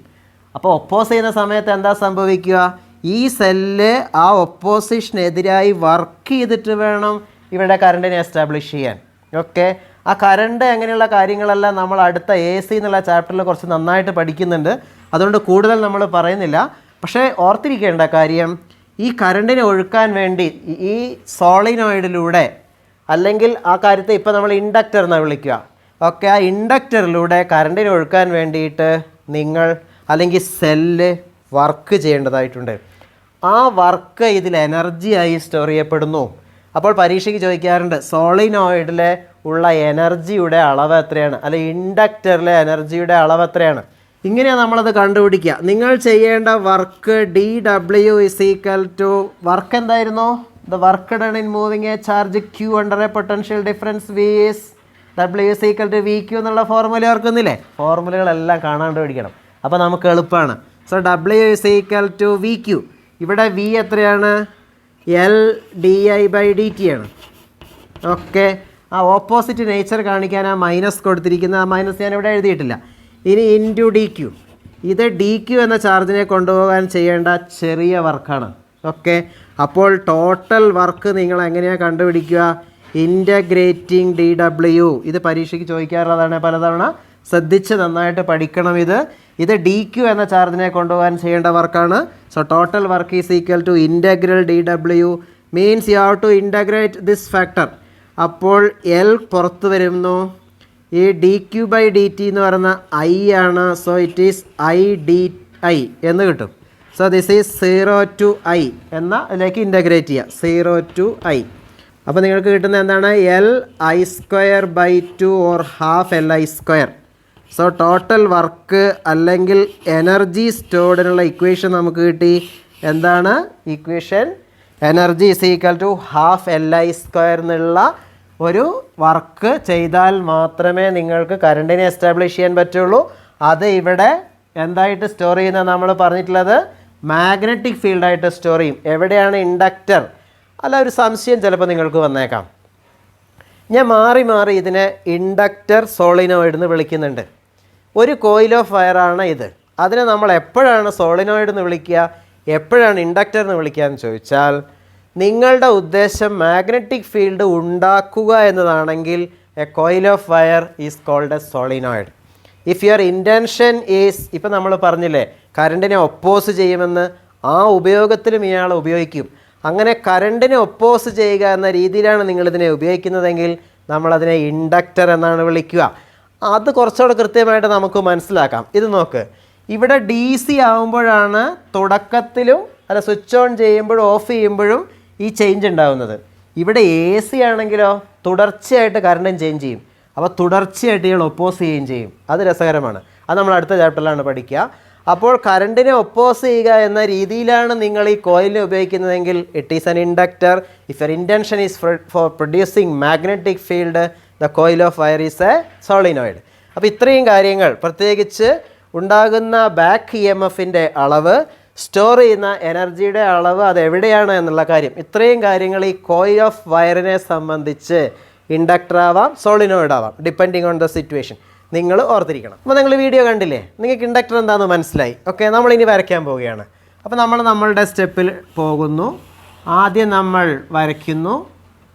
ചിത്രം വരയ്ക്കാൻ വേണ്ടിയിട്ട് ഇൻഡക്ടർ, ഇങ്ങനെയാണ് ഇൻഡക്ടർ ഉണ്ടാവുക. അപ്പോൾ നിങ്ങൾ കൊടുക്കുന്ന voltage V is equal to V M sine omega T എന്ന വോൾട്ടേജ് കൊടുക്കുന്നു. ഒരു കറണ്ട് ഒഴുകുന്നതായി നമ്മൾ കാണിക്കുന്നു. ഇവിടെ ഉണ്ടാകുന്നത് ഇത് ഇൻഡക്ടറാണ്, എൽ എന്ന് കാണിച്ചിട്ടുണ്ട്. ഇവിടെ ഉണ്ടാകുന്ന വോൾട്ടേജ് വി എൽ എന്ന് പറയുന്നത് കഴിഞ്ഞ ചാപ്റ്ററിൽ, ഇപ്പോൾ നിങ്ങൾ കഴിഞ്ഞ വീഡിയോയിൽ നിങ്ങൾ കണ്ടില്ലേ, എന്തായിരിക്കും അത്? L D I by D T ആണ്. ഇത്ര ഇ എം എഫ് ഉണ്ടാകും. അത് ഓപ്പോസിറ്റ് ആയിട്ടുണ്ടാകും ഈ കൊടുക്കുന്നതിനെന്നാണ് അവിടെ പറഞ്ഞത്. ഇത് കണ്ടിന്യൂസ് ആയിട്ട് ചേഞ്ച് ചെയ്യുന്നത് കൊണ്ട് സ്വാഭാവികമായിട്ട് ഇതും കണ്ടിന്യൂസ് ആയിട്ട് ചേഞ്ച് ചെയ്യും. ഇനി അപ്പോൾ നമ്മൾ ഇവിടെ എഴുതുന്നു ആ കാര്യം. കിർച്ചോഫ് റൂൾ അനുസരിച്ച് ഇവിടെ ഉണ്ടാകുന്ന വോൾട്ടേജ് എന്ന് പറയുന്നത് ഈ കൊടുക്കുന്ന വോൾട്ടേജിന് തുല്യമായിരിക്കും. സോ വി എൽ എന്ന് പറയുന്നത്, അല്ലെങ്കിൽ L D I by D T എന്ന് പറയുന്ന കാര്യം എന്തായിരിക്കും? V M sine omega T ആയിരിക്കും. അപ്പോൾ വോൾട്ടേജസിനെ കുറിച്ച് പറഞ്ഞു. ഇനി നമുക്ക് കറണ്ടിനെ കുറിച്ചാണ് പറയേണ്ടത്. കറണ്ടിനെ കുറിച്ച് ഇവിടുന്ന് എങ്ങനെയാണ് നിങ്ങൾക്ക് പറയാൻ കഴിയുക? ഈ ഇക്വേഷനിൽ കറണ്ട് നമുക്ക് കിട്ടണമെങ്കിൽ ഇതിനെ ഇൻ്റഗ്രേറ്റ് ചെയ്യണം, അല്ലേ? അപ്പോൾ ആദ്യം ഈ ഭാഗത്തെ ഇങ്ങോട്ട് കൊണ്ടുപോകുന്നു. ഞാൻ ചെയ്യുന്ന കാര്യം നന്നായി ശ്രദ്ധിക്കണേ. അപ്പോൾ നിങ്ങൾക്ക് ഇവിടെ V M divided by L എന്ന് കിട്ടും. എന്നിട്ട് നിങ്ങൾക്ക് ഈ ഭാഗത്തെ ഇൻ്റഗ്രേറ്റ് ചെയ്താൽ കറണ്ട് കിട്ടും. ഓക്കെ, അപ്പോൾ നമ്മൾ പരീക്ഷയ്ക്ക് എഴുതുമ്പോൾ എങ്ങനെ എഴുതുന്നത്? Integrating this equation we get I is equal to, ഇനി സൈൻ ഒമേഗ ടി ഇൻ്റഗ്രേറ്റ് ചെയ്താൽ എന്താ കിട്ടുക നിങ്ങൾക്ക്? Cos omega T. അത് മാത്രമേ ഉള്ളൂ? അല്ല, ഒരു മൈനസ് ചിഹ്നമുണ്ട്, ഡിവൈഡഡ് ബൈ ഒമേഗ. അപ്പോൾ ഇത്രയും കാര്യങ്ങളാണ്. ഇതാണ് കറണ്ടിൻ്റെ ഇക്വേഷനായിട്ട് നിങ്ങൾക്ക് കിട്ടുക. ഇതിനെ നിങ്ങൾക്ക് ഐ എം, ഇത് കോൺസ്റ്റൻ്റ് ആണ്, I M cos omega T എന്ന് എഴുതാം. അല്ലെങ്കിൽ നിങ്ങൾക്ക് സൈൻ ഒമേഗ ടി എന്ന് തന്നെ എഴുതാം. സൈൻ ഒമേഗ ടി എന്ന് എഴുതണമെങ്കിൽ എന്താണ് മാറ്റം വരുത്തേണ്ടത്? ഇവിടെ ഈ കോസ് ഒമേഗ ടിയെ സൈൻ ഒമേഗ ടി ആക്കി മാറ്റുന്നത് എങ്ങനെയാണ്? Sine omega t minus pi by 2 എന്നാണ്. So this is I. അപ്പോൾ കറണ്ടിൻ്റെ ഇക്വേഷൻ കിട്ടി. ആശയം മനസ്സിലായോ? അപ്പോൾ കറണ്ടിനെ കുറിച്ച് നമുക്ക് മനസ്സിലായേ. ശ്രദ്ധിക്കേണ്ട കാര്യം ഇവിടെ ഒരു മൈനസ് പൈ ബൈ 2 എന്ന കാര്യം വന്നു എന്നതാണ്. ഓക്കെ, അത് മാത്തമാറ്റിക്കലായിട്ട് വന്നതാണ്. And it has A physical meaning. അത് നന്നായി മനസ്സിലാക്കണം. നമ്മൾ അതിനകത്തേക്ക് വരുന്നുണ്ട്. ഇനി ഇവിടെ കറണ്ടിൻ്റെ ഇക്വേഷനിൽ നിന്ന് അടുത്തതായിട്ട് നമുക്ക് ചെയ്യേണ്ടത് ഓപ്പോസിഷൻ കാണുക എന്നുള്ളതാണ്. ഇവിടെ നമ്മൾ ഈ ലോജിക്കാണ് ഉപയോഗിക്കുന്നതെന്നാണ് പറഞ്ഞത്. ഇവിടെ വന്നിരിക്കുന്നത് ഡിനോമിനേറ്ററിൽ വന്നിരിക്കുന്ന എൽ ഒമേഗ എന്ന് പറയുന്ന കാര്യമാണ്. അതായത് ഒരു ഇൻഡക്ടറിനെ എ സി സർക്യൂട്ടിലേക്ക് കണക്ട് ചെയ്താൽ ഉണ്ടാകുന്ന ഒപ്പോസിഷൻ എൽ ഒമേഗ ആയിരിക്കും. അതിനെ നമ്മൾ ഇൻഡക്റ്റീവ് റിയാക്റ്റൻസ് എക്സ് എൽ എന്നാണ് വിളിക്കുക. എന്താണ്? Inductive reactance is equal to L omega. എന്താ ഇൻഡക്റ്റീവ് റിയാക്റ്റൻസ് എന്ന് പറഞ്ഞാൽ the opposition to the flow of A C by an inductor is called inductive reactance. എന്താ ഈ റിയാക്റ്റൻസ് എന്ന വാക്ക് വരാൻ കാരണം എന്ന് ഞാൻ പറയാം. L omega is equal to omega എന്ന് പറയുന്നത് 2πf ആണ് നമ്മൾ പഠിച്ചിട്ടുണ്ട്. So it is 2πfl means നിങ്ങൾ കൊടുക്കുന്ന എ സിയുടെ ഫ്രീക്വൻസി അനുസരിച്ച് മാറുന്ന ഒരു കാര്യമാണ് ഈ opposition. That opposition is not a constant, it changes with frequency. അങ്ങനെ മാറുന്ന ഒരു കാര്യമായതുകൊണ്ടാണ് നമ്മളിതിനെ റിയാക്റ്റൻസ് എന്ന വാക്ക് ഉപയോഗിച്ചിരിക്കുന്നത്. പക്ഷേ കണ്ടുപിടിക്കുമ്പോൾ നിങ്ങൾക്കിത് ഓംസിൽ തന്നെയാണ് കിട്ടുക. ഇവിടെ ഡയമെൻഷൻസ് നോക്കിയാൽ നിങ്ങൾക്ക് റെസിസ്റ്റൻസിൻ്റെ ഡയമെൻഷനുമായിരിക്കും. അപ്പോൾ ഈ കാര്യം നിങ്ങൾ ഓർത്തിരിക്കണം. ഇനി മാത്തമാറ്റിക്കലായിട്ട് നിങ്ങൾക്ക് മനസ്സിലാവും, ഫ്രീക്വൻസി കൂടുന്നതിനനുസരിച്ച് എക്സ് എൽ കൂടുതലായിരിക്കും. ഫ്രീക്വൻസി 0 ആണെങ്കിൽ എക്സ് എൽ 0 ആയിരിക്കും. അതായത് ഡി സി ആണെങ്കിൽ, ഡി സിയുടെ ഫ്രീക്വൻസി 0 അല്ലേ, ഡി സിയെ ഇൻഡക്റ്റർ ഒപ്പോസ് ചെയ്യില്ല. ഓക്കെ, മനസ്സിലായോ? അതിൻ്റെ ലോജിക്ക് പറഞ്ഞാൽ മനസ്സിലായോ? ഫ്രീക്വൻസി 0 ആയതുകൊണ്ട് ഒപ്പോസിഷൻ ഉണ്ടാവില്ല എന്ന്. ഇനി നമ്മൾ ഗ്രാഫ് വരയ്ക്കാൻ പോവുകയാണ്. ഗ്രാഫ് വരയ്ക്കുന്നത് നോക്കുക. We draw the graph for a full period t and 2 half periods. This is the applied voltage graph. Okay, ഇനി കറണ്ടിൻ്റെ ഗ്രാഫ് എന്ന് പറയുന്നത് മൈനസ് കൊസൈൻ ഗ്രാഫാണ്. മൈനസ് കൊസൈൻ ഗ്രാഫാണ്. അപ്പോൾ എങ്ങനെയാണ് കറണ്ടിൻ്റെ ഗ്രാഫ് വരിക? ഇങ്ങനെയാണ് കറണ്ടിൻ്റെ ഗ്രാഫ് വരിക. ഞാൻ ഹാഫ് സൈക്കിൾസും കൂടെ മാർക്ക് ചെയ്തു.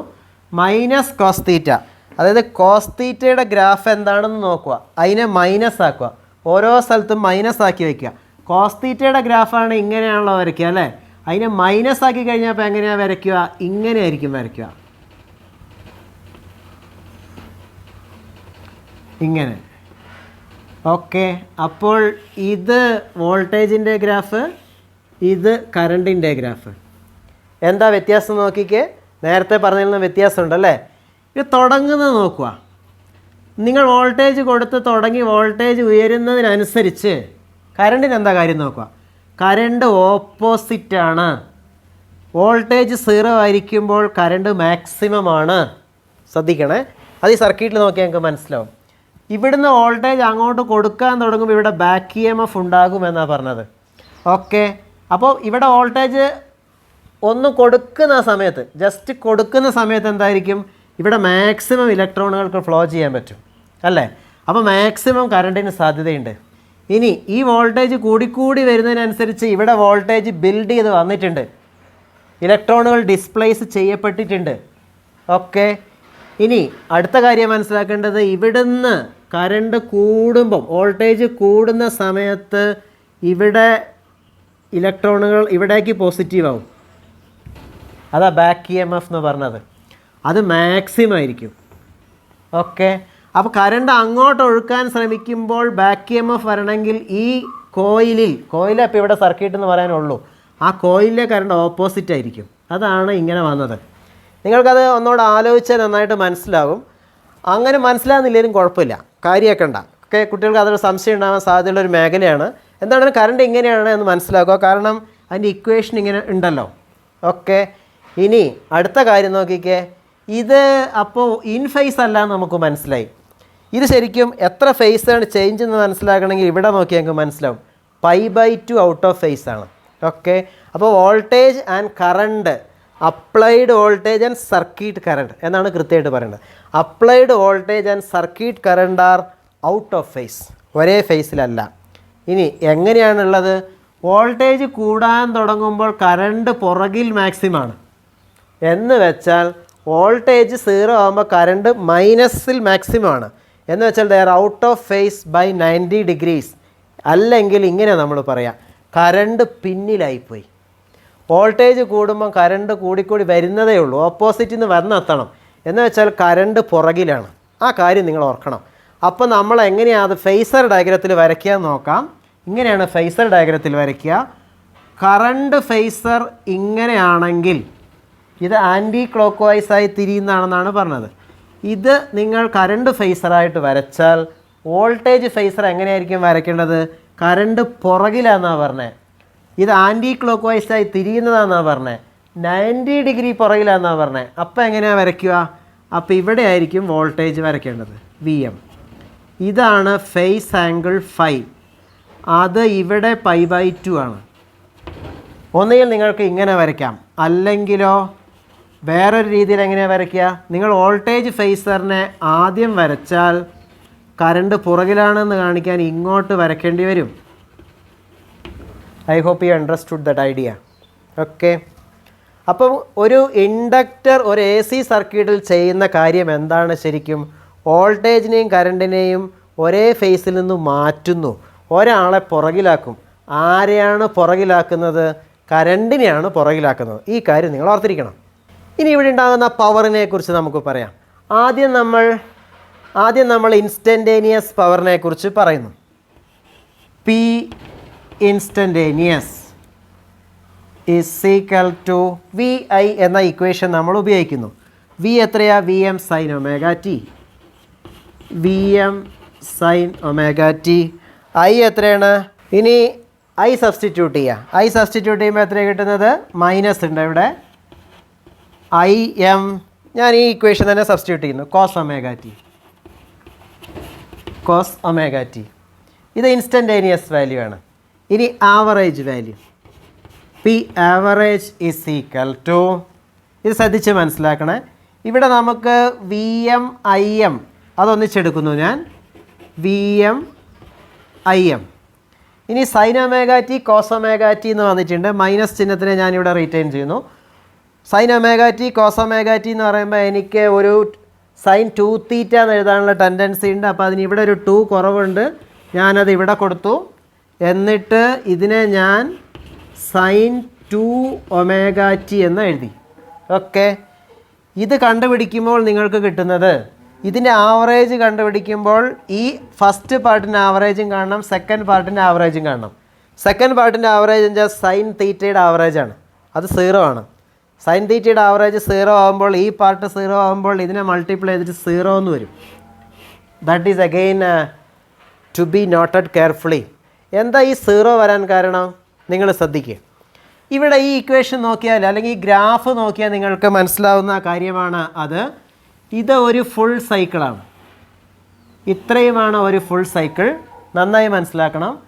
ഇത് ഒരു ഹാഫ് സൈക്കിളായി. ഇപ്പോൾ 2 ഹാഫ് സൈക്കിളായി. ഇതിനെ നമ്മൾ 2 ക്വാർട്ടർ സൈക്കിൾസ് ആയിട്ട് ഇതിനെയും നിങ്ങൾ ഡിവൈഡ് ചെയ്യുകയാണെങ്കിൽ നോക്കിക്കേ, 1 2 3 4 ക്വാർട്ടർ സൈക്കിൾസായി.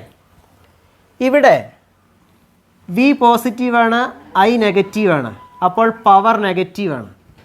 ഇവിടെ പവർ പോസിറ്റീവാണ്, ഇവിടെ പവർ നെഗറ്റീവാണ്, ഇവിടെയും പവർ പോസിറ്റീവാണ്.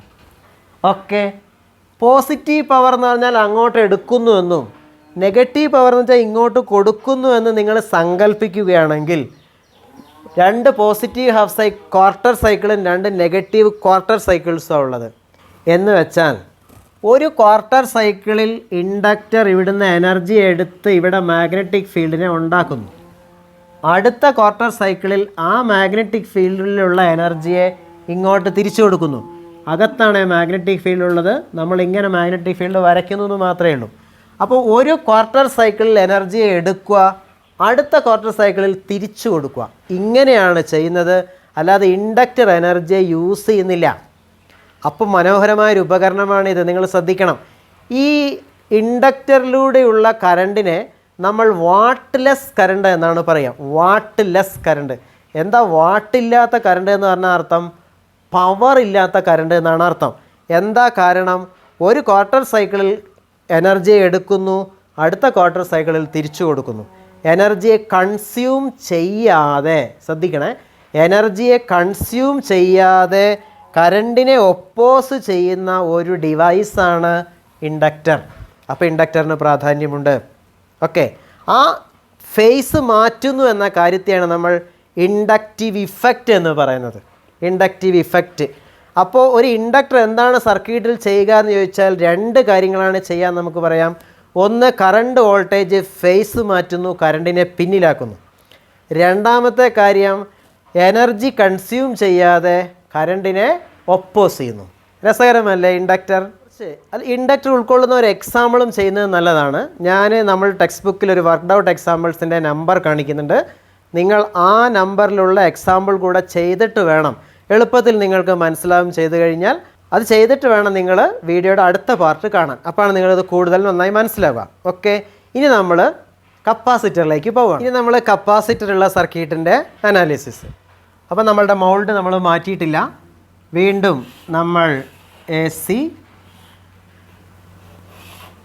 കപ്പാസിറ്ററിലേക്ക് കൊടുക്കുന്നു. കൊടുക്കുന്ന വോൾട്ടേജിൻ്റെ equation V = Vm sin ωt എന്നാണ്. ഇവിടെയുള്ള കപ്പാസിറ്റർ C ആണ്. നമുക്കറിയാം കപ്പാസിറ്ററിൻ്റെ ഇക്വേഷൻ Q = CV എന്നാണ്.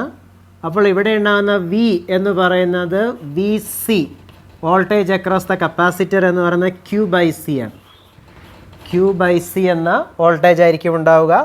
അപ്പോൾ നമ്മൾ ചിത്രം വരച്ച് ഇനി വോൾട്ടേജസിനെ കുറിച്ച് പറയണം. വോൾട്ടേജ് എന്തായിരിക്കും? അപ്പം Q/C = കിർച്ചോഫ് റൂൾ അനുസരിച്ചിട്ടാണ് എഴുതുക. It is Vm sin ωt എന്ന് കിട്ടും. ഇനി ഇത് ചാർജാണ്, കപ്പാസിറ്ററിലെ ചാർജിൻ്റെ അളവാണ് നമുക്ക് കിട്ടിയിരിക്കുന്നത്. അപ്പോൾ നമുക്ക് ഇതിനെ ഡിഫറൻഷ്യേറ്റ് ചെയ്താൽ കറണ്ടിൻ്റെ അളവ് കിട്ടും. അപ്പോൾ I = ഇവിടെ dQ/dt ആയിരിക്കുമല്ലോ I = ഈ സിയെ നമുക്ക് ഇങ്ങോട്ടെടുക്കാം. So Vm × C. ഇനി sin ωt ഡിഫറൻഷ്യേറ്റ് ചെയ്താൽ നിങ്ങൾക്ക് cos ωt × ω എന്ന് കിട്ടും. ഇതിനെ നിങ്ങൾക്ക് Im ഇനി ഇതിനെ Im എന്ന് നമ്മൾ എഴുതുക. നമ്മളിവിടെ ഒരു ചെറിയൊരു അഡ്ജസ്റ്റ്മെൻറ്റ് വരുത്തണം. കാരണം ഇവിടെ നമ്മൾ ഡിനോമിനേറ്ററിലൊന്നും കാണുന്നില്ല. അതുകൊണ്ട് നമ്മൾ ഡിനോമിനേറ്ററിലേക്ക് 1/Cω എന്ന കാര്യത്തെ വയ്ക്കുന്നു. ഓക്കെ, ഈ Cω നമ്മൾ 1/Cω എന്ന് ഡിനോമിനേറ്ററിൽ ചേർക്കുന്നു. ഇനി cos ωt നമ്മൾ sin ωt + π/2 എന്ന് എഴുതാമെന്ന് നിങ്ങൾ മാത്സിൽ പഠിച്ചിട്ടുണ്ട്. അപ്പോൾ നമുക്ക് കറണ്ടിൻ്റെ ഇക്വേഷൻ കിട്ടി. ഇതാണ് കറണ്ടിൻ്റെ ഇക്വേഷൻ.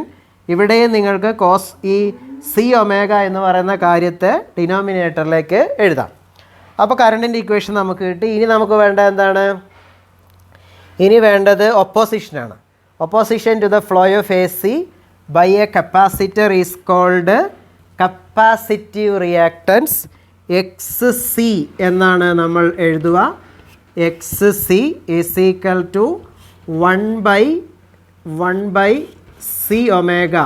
1/Cω ഫ്രീക്വൻസിൻ്റെ ടേംസിൽ എഴുതിയാൽ 1/2πfc എന്നാണ് എഴുതുക. ഓക്കെ, അപ്പോൾ ഒപ്പോസിഷൻ കിട്ടി. ആ ഒപ്പോസിഷൻ ഫ്രീക്വൻസിയെ ഡിപ്പെൻഡ് ചെയ്യുന്നു. U C depends on frequency. So we call this as the capacitive reactance. ഇനി അഞ്ചാമത്തെ കാര്യം ഗ്രാഫാണ് നമുക്ക് വേണ്ടത്. ഗ്രാഫ് നമ്മൾ നേരത്തെ പറഞ്ഞതുപോലെ തന്നെ വരയ്ക്കുന്നു. V draw it for A full circle.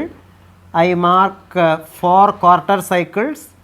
This is the applied voltage drawn. Okay, ഇനി കറണ്ടിൻ്റെ ഗ്രാഫാണ് വരയ്ക്കേണ്ടത്.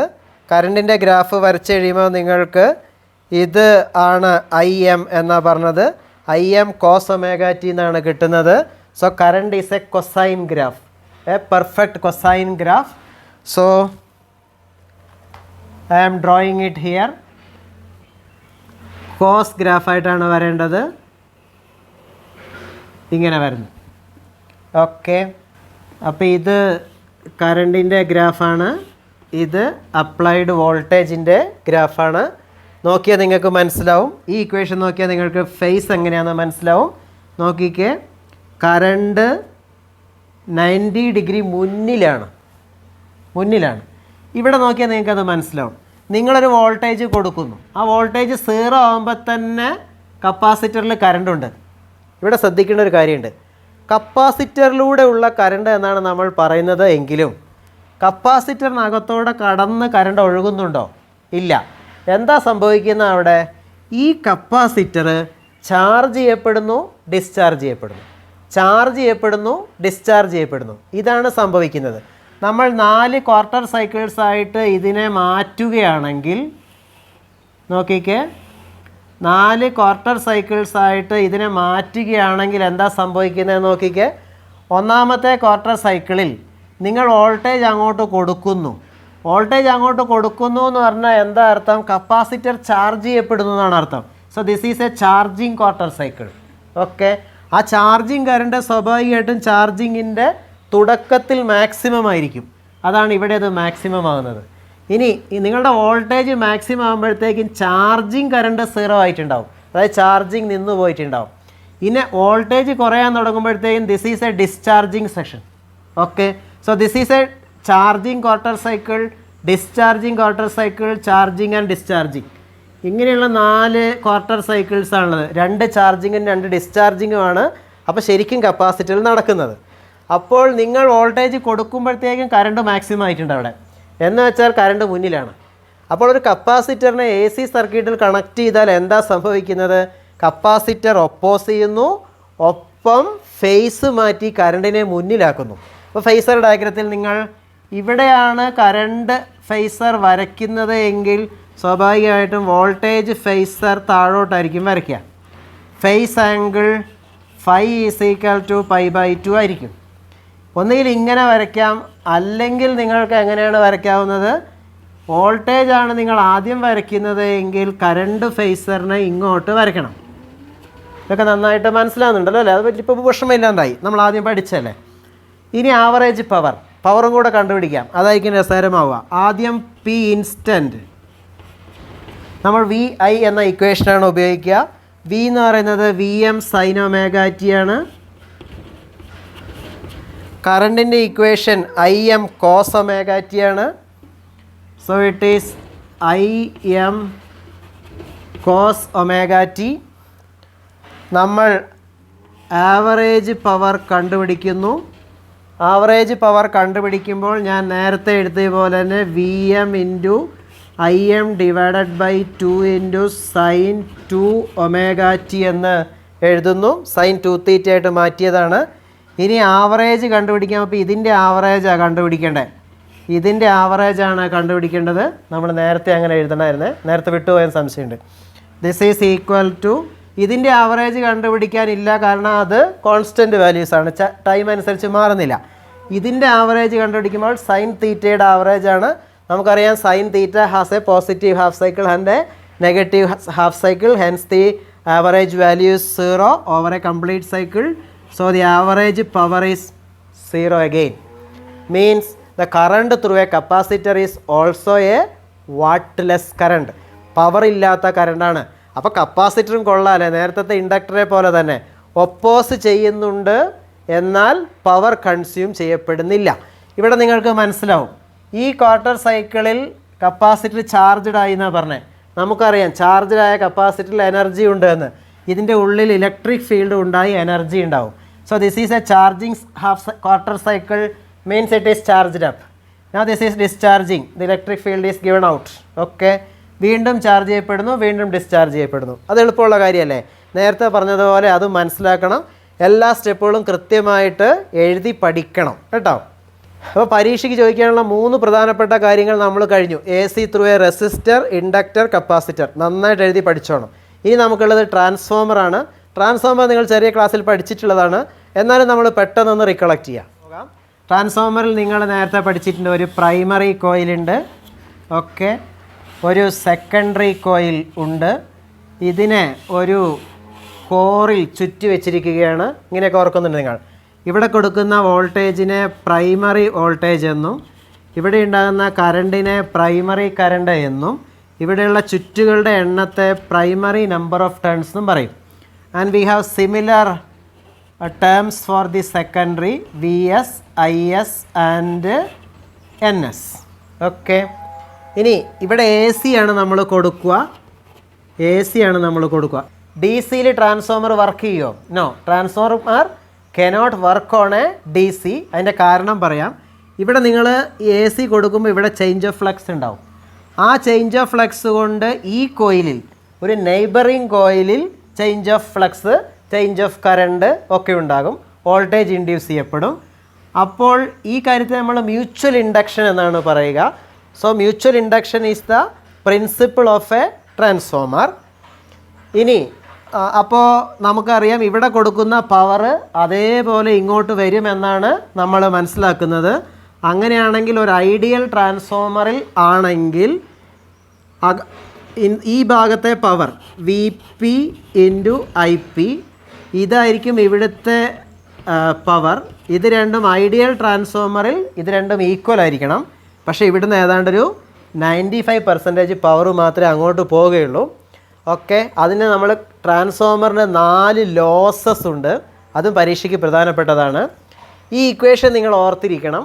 ഒപ്പം ഈ ഇക്വേഷനും ഓർത്തിരിക്കണം. ട്രാൻസ്ഫോമറിൻ്റെ വർക്കിങ്ങിനെ സംബന്ധിച്ച് NS/NP = VS/VP = IP/IS. ഈ ഇക്വേഷനാണ് ട്രാൻസ്ഫോമറിൻ്റെ ട്രാൻസ്ഫോർമേഷൻ ഇക്വേഷൻ, അല്ലെങ്കിൽ ട്രാൻസ്ഫോമറിൻ്റെ വർക്കിംഗ് ഇക്വേഷൻ. ഇത് ഓർത്തിരിക്കണം. ഇതുമായി ബന്ധപ്പെട്ട ഡയറക്റ്റ് പ്രോബ്ലംസ് ഒരുപക്ഷെ ചോദിക്കാം. അപ്പോൾ ഈ പറഞ്ഞ കാര്യങ്ങൾ മനസ്സിലാക്കി ഈ ചോദ്യം നമ്മൾ ചെയ്യണം. പിന്നെ ട്രാൻസ്ഫോമറിലെ ലോസസ് ആണ് സാധാരണ പരീക്ഷയ്ക്ക് ചോദിച്ചിട്ടുള്ളത്. 4 ലോസുകളാണ് ഉള്ളത്. ഏതൊക്കെയാണെന്നറിയോ? ഒന്നാമത്തെ ലോസ് ഫ്ലക്സ് ലീക്കേജ് ആണ്. അതായത് ഇവിടെ ഉണ്ടാകുന്ന ഫ്ലക്സ് ചേഞ്ചസ് പൂർണ്ണമായി ഇതിന് കിട്ടില്ല. അപ്പോൾ നമ്മൾ എന്താ ചെയ്യാമെന്നറിയോ? This is secondary, I already told you, and that secondary will be wound over the primary. അപ്പോൾ ടോട്ടൽ ഫ്ലക്സ് അവിടെ കിട്ടും. അപ്പോൾ ഫ്ലക്സ് ലീക്കേജ് കുറയ്ക്കാനായിട്ട് കഴിയും. രണ്ടാമത്തെ ലോസ് എന്ന് പറയുന്നത് ജൂൾ ലോസ് അല്ലെങ്കിൽ കോപ്പർ ലോസ് എന്ന് പറയുക. കാരണം കറണ്ട് ഒഴുകുന്ന സമയത്ത് ഇത് കോപ്പർ വയറാണല്ലോ സാധാരണ ഉപയോഗിക്കുക. അപ്പോൾ ആ കോപ്പർ വയർ ചൂടാവും. അപ്പോൾ ജൂൾ ഹീറ്റിംഗ് അനുസരിച്ചിട്ടാണ് ചൂടാവുക. അല്ലെങ്കിൽ കോപ്പർ വയറായതുകൊണ്ട് അത് ജൂൾ ലോസ് അല്ലെങ്കിൽ കോപ്പർ ലോസ് നമ്മൾ അതുകൊണ്ടാണ് പറയുന്നത്. അപ്പോൾ ഇത് കുറയ്ക്കാൻ വേണ്ടിയിട്ട് നമ്മൾ റെസിസ്റ്റൻസ് കുറഞ്ഞ വയർ ഉപയോഗിക്കും. അപ്പോൾ തിക്ക് വയേഴ്സ് ഉപയോഗിച്ചിട്ടാണ് നമ്മൾ ഇത് കുറയ്ക്കുന്നത്. ഇനി മൂന്നാമത്തെ കാര്യം നമ്മൾ അയൺ ലോസ് അല്ലെങ്കിൽ എഡ്ഡി കറണ്ട് ലോസ് എന്നാണ് പറയുക. എഡ്ഡി കറണ്ട് ലോസ് എന്ന് പറഞ്ഞിട്ടുണ്ടെങ്കിൽ ഈ കോറിൽ എഡ്ഡി കറണ്ട് ഉണ്ടാവും. കാരണം അതിരിക്കുന്നത് ചേഞ്ചിങ് മാഗ്നറ്റിക് ഫീൽഡിലാണല്ലോ. അപ്പോൾ ആ എഡ്ഡി കറണ്ട് ഉണ്ടാകുന്നത് കൊണ്ട് ചില ലോസ് ഉണ്ടാവും. അത് ചൂടാകുന്നത് കൊണ്ടുണ്ടാകുന്ന ലോസ്, അത് നമ്മൾ എഡ്ഡി കറണ്ട് ലോസ് എന്നാണ് വിളിക്കുക. അത് നമ്മൾ കുറയ്ക്കാൻ വേണ്ടി ഇവിടെ ലാമിനേറ്റഡ് ആയ കോറാണ് ട്രാൻസ്ഫോമറിൽ സാധാരണ ഉപയോഗിക്കുക. ഇനി നാലാമത്തെ ലോസ് എന്ന് പറയുന്നത് ഹിസ്റ്റെറസിസ് ലോസ് ആണ്. ഹിസ്റ്റെറസിസ് ലോസ് എന്ന് പറയുന്നത് ഈ കോറ് സൈക്കിൾസ് ഓഫ് മാഗ്നറ്റൈസേഷന് വിധേയമാവുകയാണ്. അപ്പോൾ അതിനകത്ത് എനർജി ലോസ് ഉണ്ടാവും. അപ്പോൾ അത് ചൂടാവും. ആ ചൂടാവുന്നതിനെ നമ്മൾ ഹിസ്റ്റെറസിസ് ലോസ് എന്നാണ് വിളിക്കുക. ആ ഹിസ്റ്റെറസിസ് ലോസ് കുറയ്ക്കാൻ വേണ്ടിയിട്ട് ഹിസ്റ്റെറസിസ് ലോസ് കുറഞ്ഞ മെറ്റീരിയൽസ് ഉപയോഗിക്കണം.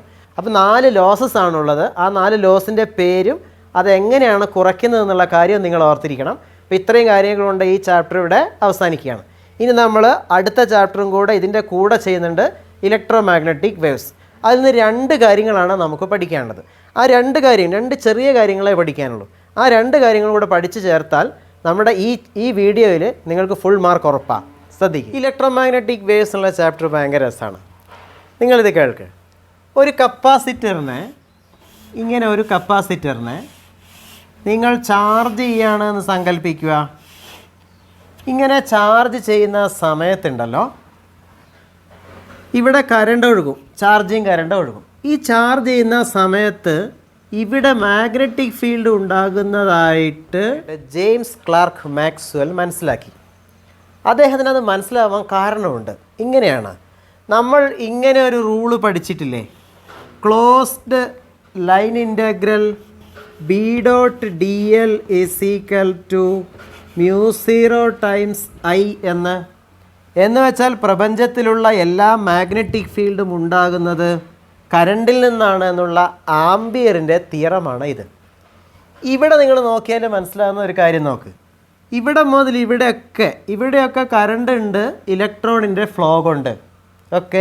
ഇതിനെ അദ്ദേഹം കണ്ടക്ഷൻ കറണ്ട് എന്നാണ് വിളിച്ചത്. കണ്ടക്ഷൻ കറണ്ട് എന്ന് വിളിച്ചു. എന്നാൽ സാധാരണഗതിയിൽ കറണ്ട് ഒരു ലൂപ്പായിട്ടല്ലേ ഇങ്ങനെ വരേണ്ടത്. ഇവിടെ കപ്പാസിറ്ററിൻ്റെ ഉള്ളിൽ അതൊരു ബ്രേക്കാണല്ലോ. ഒന്നാമത്തെ സംശയം അദ്ദേഹത്തിൻ്റെ. ഇനി രണ്ടാമത്തെ സംശയം, ഇതിൻ്റെ ഉള്ളിൽ മാഗ്നറ്റിക് ഫീൽഡ് ഉണ്ടല്ലോ. അപ്പോൾ അതെങ്ങനെയാണ് മാഗ്നറ്റിക് ഫീൽഡ് ഉണ്ടാകുന്നത്? അപ്പോൾ അതിൻ്റെ ഉള്ളിൽ എന്തെങ്കിലും ഒരു കറണ്ട് ഉണ്ടാവും എന്ന് അദ്ദേഹത്തിന് തോന്നി. അപ്പോൾ അദ്ദേഹം കണ്ടുപിടിച്ച ആശയം ഇങ്ങനെയാണ്. അദ്ദേഹം അതിനകത്തുള്ള ഇലക്ട്രിക് ഫ്ലക്സിൻ്റെ ഇക്വേഷൻ എഴുതി. Phi E is equal to E A cos theta എന്നുള്ള പാർട്ട് ഞാൻ എഴുതുന്നില്ല, അത് 1 ആയതുകൊണ്ട്. ഇവിടെ ഇങ്ങനെ ഇങ്ങോട്ടാണല്ലോ ഇലക്ട്രിക് ഫീൽഡും ഇലക്ട്രിക് ഫ്ലക്സും ഉള്ളത്. ഇനി ഇ എന്ന് പറഞ്ഞാൽ നമുക്കറിയാം sigma by epsilon 0 into A ആണ്. സിഗ്മ എന്ന് പറഞ്ഞാൽ നമുക്കറിയാം ക്യൂ ബൈ എ ആണ്. അപ്പോൾ ഇതിനെ മാറ്റിയിട്ട് ക്യൂ ഡിവൈഡഡ് ബൈ എ എന്നിട്ടാൽ ഇത് ക്യൂ ഡിവൈഡഡ് ബൈ എപ്സിലോൺ 0 എന്ന് കിട്ടും. അപ്പോൾ കപ്പാസിറ്ററിലെ ചാർജിനുള്ള ഇക്വേഷൻ നിങ്ങൾ എഴുതുകയാണെങ്കിൽ Q is equal to epsilon 0 into phi E എന്നാണ് കിട്ടുക. ഇനി അദ്ദേഹം ഇതിനെ വെറുതെ ഡിഫറൻഷ്യേറ്റ് ചെയ്തു. നോക്കണേ, ഡിഫറൻഷ്യേറ്റ് ചെയ്യുമ്പം ഇവിടെ ഡിഫറൻഷ്യേറ്റ് ചെയ്യുമ്പോൾ എന്താ വരിക? D Q by D T എന്ന് വരും. എപ്സിലോൺ 0 കോൺസ്റ്റൻ്റ് ആണ്. അപ്പോൾ D phi E divided by D T എന്ന് എഴുതാം. അതായത് അവിടെ ഒരു ഫ്ലക്സിൻ്റെ ചേഞ്ച് ഉണ്ട്. നോക്കിക്കേ, കപ്പാസിറ്ററിലെ ചാർജ് ചേഞ്ച് ചെയ്യുന്നു. ഓക്കെ, അതിനെ അദ്ദേഹം ഒരു കറണ്ടായിട്ട് അങ്ങ് എടുത്തു. ഈ D Q by D T ഒരു കറണ്ടായിട്ട് എടുത്തു. അതായത് ഇങ്ങനെ current I is equal to epsilon 0 times D phi E by D T എന്ന് വെച്ചാൽ ഇലക്ട്രിക് ഫീൽഡിൻ്റെ ചേഞ്ച് കൊണ്ടുണ്ടാകുന്ന ഒരു കറണ്ട് ഇതിനകത്തുണ്ട്. ആ കറണ്ടാണ് മാഗ്നറ്റിക് ഫീൽഡ് ഉണ്ടാക്കുന്നത് എന്ന് അദ്ദേഹം പറഞ്ഞു. അപ്പോൾ ഈ കറണ്ടിനെ ശ്രദ്ധിക്കണേ, ഈ കറണ്ട് മാഗ്നറ്റിക് ഫീൽഡ് ഉണ്ടാക്കുന്നതുകൊണ്ട് മാത്രമാണ് അത് കറണ്ടാകുന്നത്. അതിനെ നമ്മൾ ഡിസ്പ്ലേസ്മെൻറ്റ് കറണ്ട് എന്നാണ് വിളിക്കുന്നത്.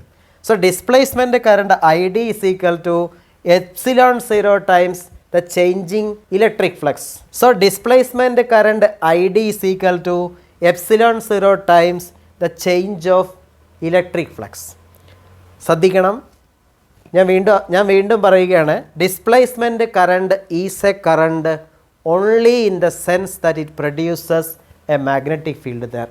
അപ്പോൾ വേറൊരു കാര്യം കിട്ടി. അപ്പോൾ ഇതിനകത്ത് ഡിസ്പ്ലേസ്മെൻറ്റ് കറണ്ട് ഉണ്ട് എന്നൊരു കറണ്ട് വന്നു അദ്ദേഹത്തിന്.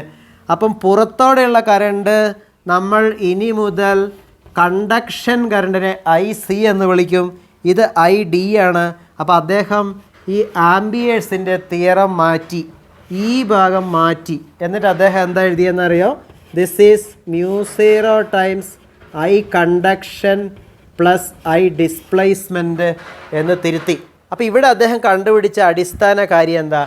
ഇവിടെയുള്ള ഇലക്ട്രിക് ഫ്ലക്സിൽ ചേഞ്ച് ഉണ്ടാകുമ്പോൾ മാഗ്നറ്റിക് ഫീൽഡ് ഉണ്ടാകുന്നു. എന്താണ്?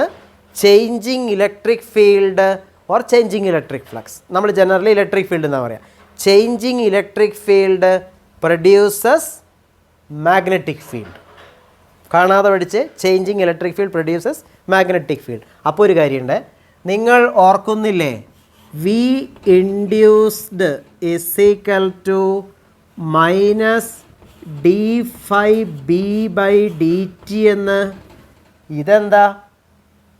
മാഗ്നറ്റിക് ഫ്ലക്സിൽ ചേഞ്ച് ഉണ്ടാകുമ്പോൾ ഇൻഡ്യൂസ്ഡ് ഇ എം എഫ് ഉണ്ടാകുന്നു. ഇത് പൊട്ടൻഷ്യൽ ഡിഫറൻസ് ആണല്ലോ. അത് ഇലക്ട്രിക് ഫീൽഡ് ഇൻറ്റു ലെങ്ത് ആണല്ലോ. നമ്മൾ ഓർക്കുന്നില്ലേ? എന്ന് വെച്ചാൽ മാഗ്നറ്റിക് ഫ്ലക്സിൽ ചേഞ്ച് ഉണ്ടാകുമ്പോൾ ഇലക്ട്രിക് ഫീൽഡ് ഉണ്ടാകുന്നു. ഇത് ഫാരഡേയുടെ ലോയാണ്. അതായത് changing magnetic field produces electric field. This is Faraday's law. ഇപ്പോൾ ജെയിംസ് ക്ലാർക്ക് മാക്സ്വെൽ കണ്ടെത്തിയത് എന്താണ്? Changing electric field produces magnetic field. രസകരമാണല്ലേ? ഇനി കുറച്ചുകൂടെ റിഗറസ് ആയ മാത്തമാറ്റിക്കൽ കാൽക്കുലേഷൻസ് നടത്തിയാൽ നമുക്ക് മനസ്സിലാകുന്നത് എന്താണെന്നറിയോ? ചേഞ്ച് ചെയ്യുന്ന മാഗ്നറ്റിക് ഫീൽഡ് ഉണ്ടാക്കുന്നത് ചേഞ്ച് ചെയ്യുന്ന ഇലക്ട്രിക് ഫീൽഡാണ്. അപ്പോൾ ചേഞ്ച് ചെയ്യുന്ന ഇലക്ട്രിക് ഫീൽഡ് ചേഞ്ച് ചെയ്യുന്ന മാഗ്നറ്റിക് ഫീൽഡിനെ ഉണ്ടാക്കും. അത് കൊള്ളാം. എന്ന് വെച്ചാൽ എന്താ അർത്ഥം എന്നറിയോ? ചേഞ്ച് ചെയ്യുന്ന ഒരു മാഗ്നറ്റിക് ഫീൽഡോ ഇലക്ട്രിക് ഫീൽഡോ നിങ്ങൾ ഉണ്ടാക്കുകയാണെങ്കിൽ മറ്റേ ഫീൽഡ് ഓട്ടോമാറ്റിക്കായിട്ട് ഉണ്ടാകും, അത് സസ്റ്റെയിൻ ചെയ്യപ്പെടും, അത് പ്രകൃതിയിലേക്ക് സ്പ്രെഡ് ചെയ്യപ്പെടും.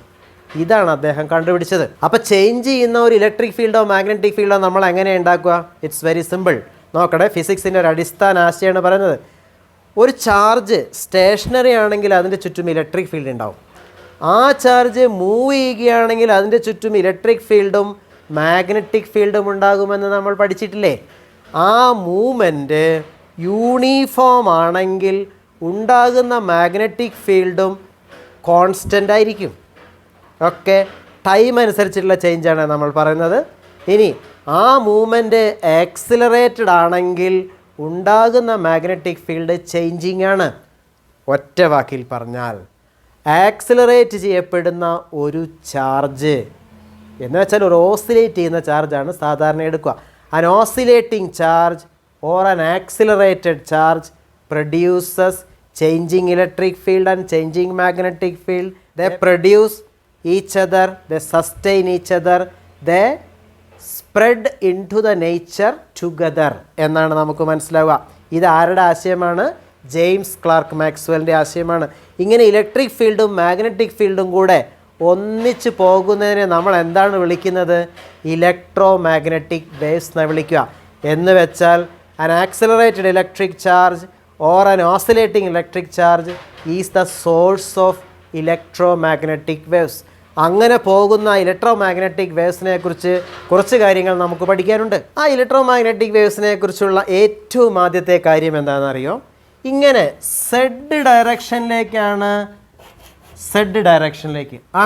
ആ ഇലക്ട്രോ മാഗ്നറ്റിക് വേവ്സ് പോകുന്നതെന്ന് കരുതുക. ഇത് എക്സ് ഡയറക്ഷൻ, ഇത് വൈ ഡയറക്ഷൻ ആണെങ്കിൽ ഈ ഡയറക്ഷനിലേക്കായിരിക്കും ഇലക്ട്രിക് ഫീൽഡ് ഉണ്ടാവുക, ഈ ഡയറക്ഷനിലേക്കായിരിക്കും മാഗ്നറ്റിക് ഫീൽഡ് ഉണ്ടാവുക. അങ്ങനെ ഇലക്ട്രോ മാഗ്നറ്റിക് വേവ്സ് പോകുന്നത് ഇ ക്രോസ് ബിയുടെ ഡയറക്ഷനിൽ ആയിരിക്കും. അപ്പോൾ ഈ എക്സിൻ്റെ ഇക്വേഷൻ നിങ്ങൾ എഴുതുകയാണെങ്കിൽ കഴിഞ്ഞ വർഷത്തെ വേവിൻ്റെ ഇക്വേഷൻ ഓർക്കുന്നില്ലേ? y of X T equal to A sine K X minus omega T എന്ന്. അതേപോലെ നമ്മളിവിടെ ഇക്വേഷൻ എഴുതുക. ഓക്കെ, എ എന്ന് പറയുന്നത് എന്തായിരുന്നു? ആംപ്ലിറ്റ്യൂഡായിരുന്നു. അപ്പോൾ ഇ എക്സ് എന്ന് പറയുന്നത് E0 സൈൻ കെ എക്സ് ഡയറക്ഷനിൽ പോകുമ്പോൾ ഇവിടെ എക്സ് എഴുതുക. സെഡ് ഡയറക്ഷനിലാണ് നിങ്ങളിവിടെ സെഡ് മൈനസ് ഒമേഗ ടി എന്ന് എഴുതണം. ഓക്കെ, മാഗ്നറ്റിക് ഫീൽഡിൻ്റെ ഇക്വേഷൻ അപ്പോൾ എങ്ങനെയായിരിക്കും? On a similar pattern B0 sine K Z minus omega T. Okay, നിങ്ങൾ ശ്രദ്ധിക്കണം. ഒരു ഉദാഹരണം പറയാം. ഉദാഹരണത്തിന് ഇപ്പോൾ ഈ മാഗ്നറ്റിക് ഫീൽഡിൻ്റെ ഇക്വേഷൻ ഇങ്ങനെ തന്നുവന്നിരിക്കട്ടെ.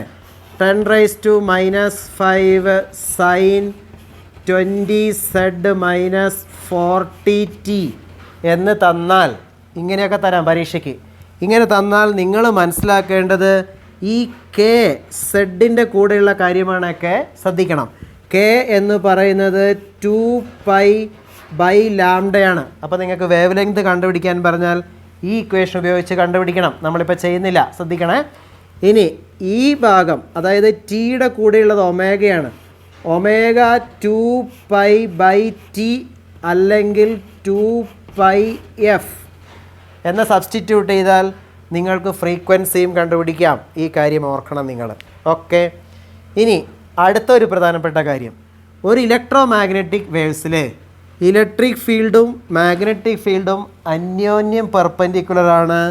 അത് പോകുന്ന ഡയറക്ഷനും പെർപെൻഡിക്കുലറാണ്. That is, in an electromagnetic wave electric field and magnetic field are perpendicular to each other and also perpendicular to the direction of propagation. So electromagnetic waves are transverse waves. പിന്നെ Maxwell കണ്ടെത്തിയ ഒരു കാര്യം എന്താണെന്നറിയോ? അതിൻ്റെ velocity എന്ന് പറയുന്നത് C എന്നുള്ള symbol ഉപയോഗിച്ചാൽ നമ്മൾ എഴുതുക. അതിൻ്റെ വെലോസിറ്റി കണ്ടുപിടിക്കുമ്പോൾ നമുക്ക് കിട്ടുക എന്താണെന്നറിയോ? 1/√μ0ε0 എന്നാണ്. ഇത് കണ്ടുപിടിക്കുമ്പോൾ നമുക്ക് 3 × 10⁸ എന്ന് കിട്ടി. കിട്ടി. അപ്പോൾ നമുക്ക് എന്താ മനസ്സിലായെന്നറിയോ? പ്രകാശവും ഒരു ഇലക്ട്രോ മാഗ്നറ്റിക് വേവ് ആണ് എന്ന് മനസ്സിലായി. ഓക്കെ, ഇനി ഈ ഇലക്ട്രിക് ഫീൽഡും മാഗ്നറ്റിക് ഫീൽഡ് ഈ സിയുമായിട്ട് ബന്ധപ്പെട്ടിരിക്കുന്നു. അതെങ്ങനെയാണെന്നറിയോ? അതിൻ്റെ പീക്ക് വാല്യൂസ് ചേർത്താൽ E0/B0 = C ആയിരിക്കും. ഞാനിപ്പോൾ കുറേ ഇലക്ട്രോ മാഗ്നറ്റിക് വേവ്സിൻ്റെ പ്രോപ്പർട്ടീസാണ് ശരിക്കും പറഞ്ഞത്. അടുത്തൊരു പ്രധാനപ്പെട്ട പ്രോപ്പർട്ടിയും കൂടിയുണ്ട്, ഞാൻ മറന്നു പോകുന്നതിന് മുന്നേ പറയട്ടെ. അത് ചാർജ് ഒന്നുമില്ല ഇലക്ട്രോ മാഗ്നറ്റിക് വേവ്സിന്, നമ്മൾ ഇലക്ട്രിക് മാഗ്നറ്റിക് എന്നൊക്കെ പറയുന്നുണ്ടെങ്കിലും ഈ ഇലക്ട്രിക് ഫീൽഡിലും മാഗ്നറ്റിക് ഫീൽഡിലും സെയിം എനർജിയാണ് ഉള്ളത്. ഈ ഇക്വേഷൻ നോക്കിയാൽ നിങ്ങൾക്ക് അപ്പോൾ ഒരു കാര്യം മനസ്സിലാവും. മാഗ്നറ്റിക് ഫീൽഡിൻ്റെ അളവിനെ C കൊണ്ട് മൾട്ടിപ്ലൈ ചെയ്യുമ്പോഴാണ് അത് ഇലക്ട്രിക് ഫീൽഡിൻ്റെ അളവിന് ഈക്വൽ ആവുക. ഒരേ എനർജി ആണെന്ന് പറയുമ്പം നിങ്ങൾ നോക്കിക്കേ, ഈ ഇലക്ട്രിക് ഫീൽഡിൻ്റെ അളവ് C കൊണ്ട് മൾട്ടിപ്ലൈ ചെയ്തിട്ടാണ് കിട്ടുക. അപ്പം Eയുടെ അളവ് കൂടുതലായിരിക്കും, Bയുടെ അളവ് സാധാരണ ചെറുതുമായിരിക്കും. അതുകൊണ്ടാണ് പർപ്പസ്ഫുള്ളായിട്ട് ഞാനിവിടെ 10⁻⁻5 എന്ന് എഴുതിയിട്ടുള്ളത്. ഞാൻ വേഗത്തിൽ കുറച്ച് പ്രോപ്പർട്ടീസ് പറഞ്ഞു പോകുന്നതാണ്, നിങ്ങൾ ഇത് ലിസ്റ്റ് ചെയ്ത് പഠിക്കണം. ഓക്കെ, ഞാൻ ലിസ്റ്റ് ചെയ്ത് വിടുന്നുണ്ട്, നിങ്ങളത് എഴുതി വെക്കണം. അങ്ങനെ ഇതെല്ലാം എഴുതി വെച്ച് നന്നായിട്ട് പഠിക്കുക. പിന്നെ പരീക്ഷയ്ക്ക് സാധാരണഗതിയിൽ ചോദിക്കാറുള്ളത് ഇലക്ട്രോ മാഗ്നറ്റിക് സ്പെക്ട്രമാണ്. സ്പെക്ട്രം എന്ന് വെച്ചാൽ ധാരാളം ഇലക്ട്രോ മാഗ്നറ്റിക് വേവ്സ് ഉണ്ട്. ആ വേവ്സിൻ്റെ പ്രോപ്പർട്ടീസ്, പേരുകളൊക്കെയാണ്. നിങ്ങൾക്ക് ക്ലാസ് ടേബിൾ പരീക്ഷയ്ക്ക് കൊണ്ടുപോകാം.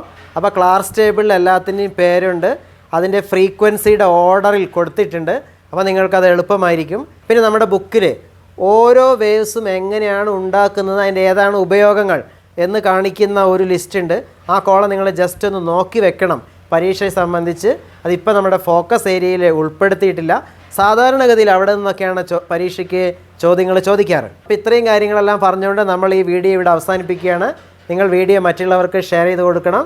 നിങ്ങൾക്ക് എന്തെങ്കിലും സംശയങ്ങളുണ്ടെങ്കിൽ കമൻറ്റിൽ രേഖപ്പെടുത്തണം. ലൈക്ക് ചെയ്യണം, സബ്സ്ക്രൈബ് ചെയ്യണം. Thank you.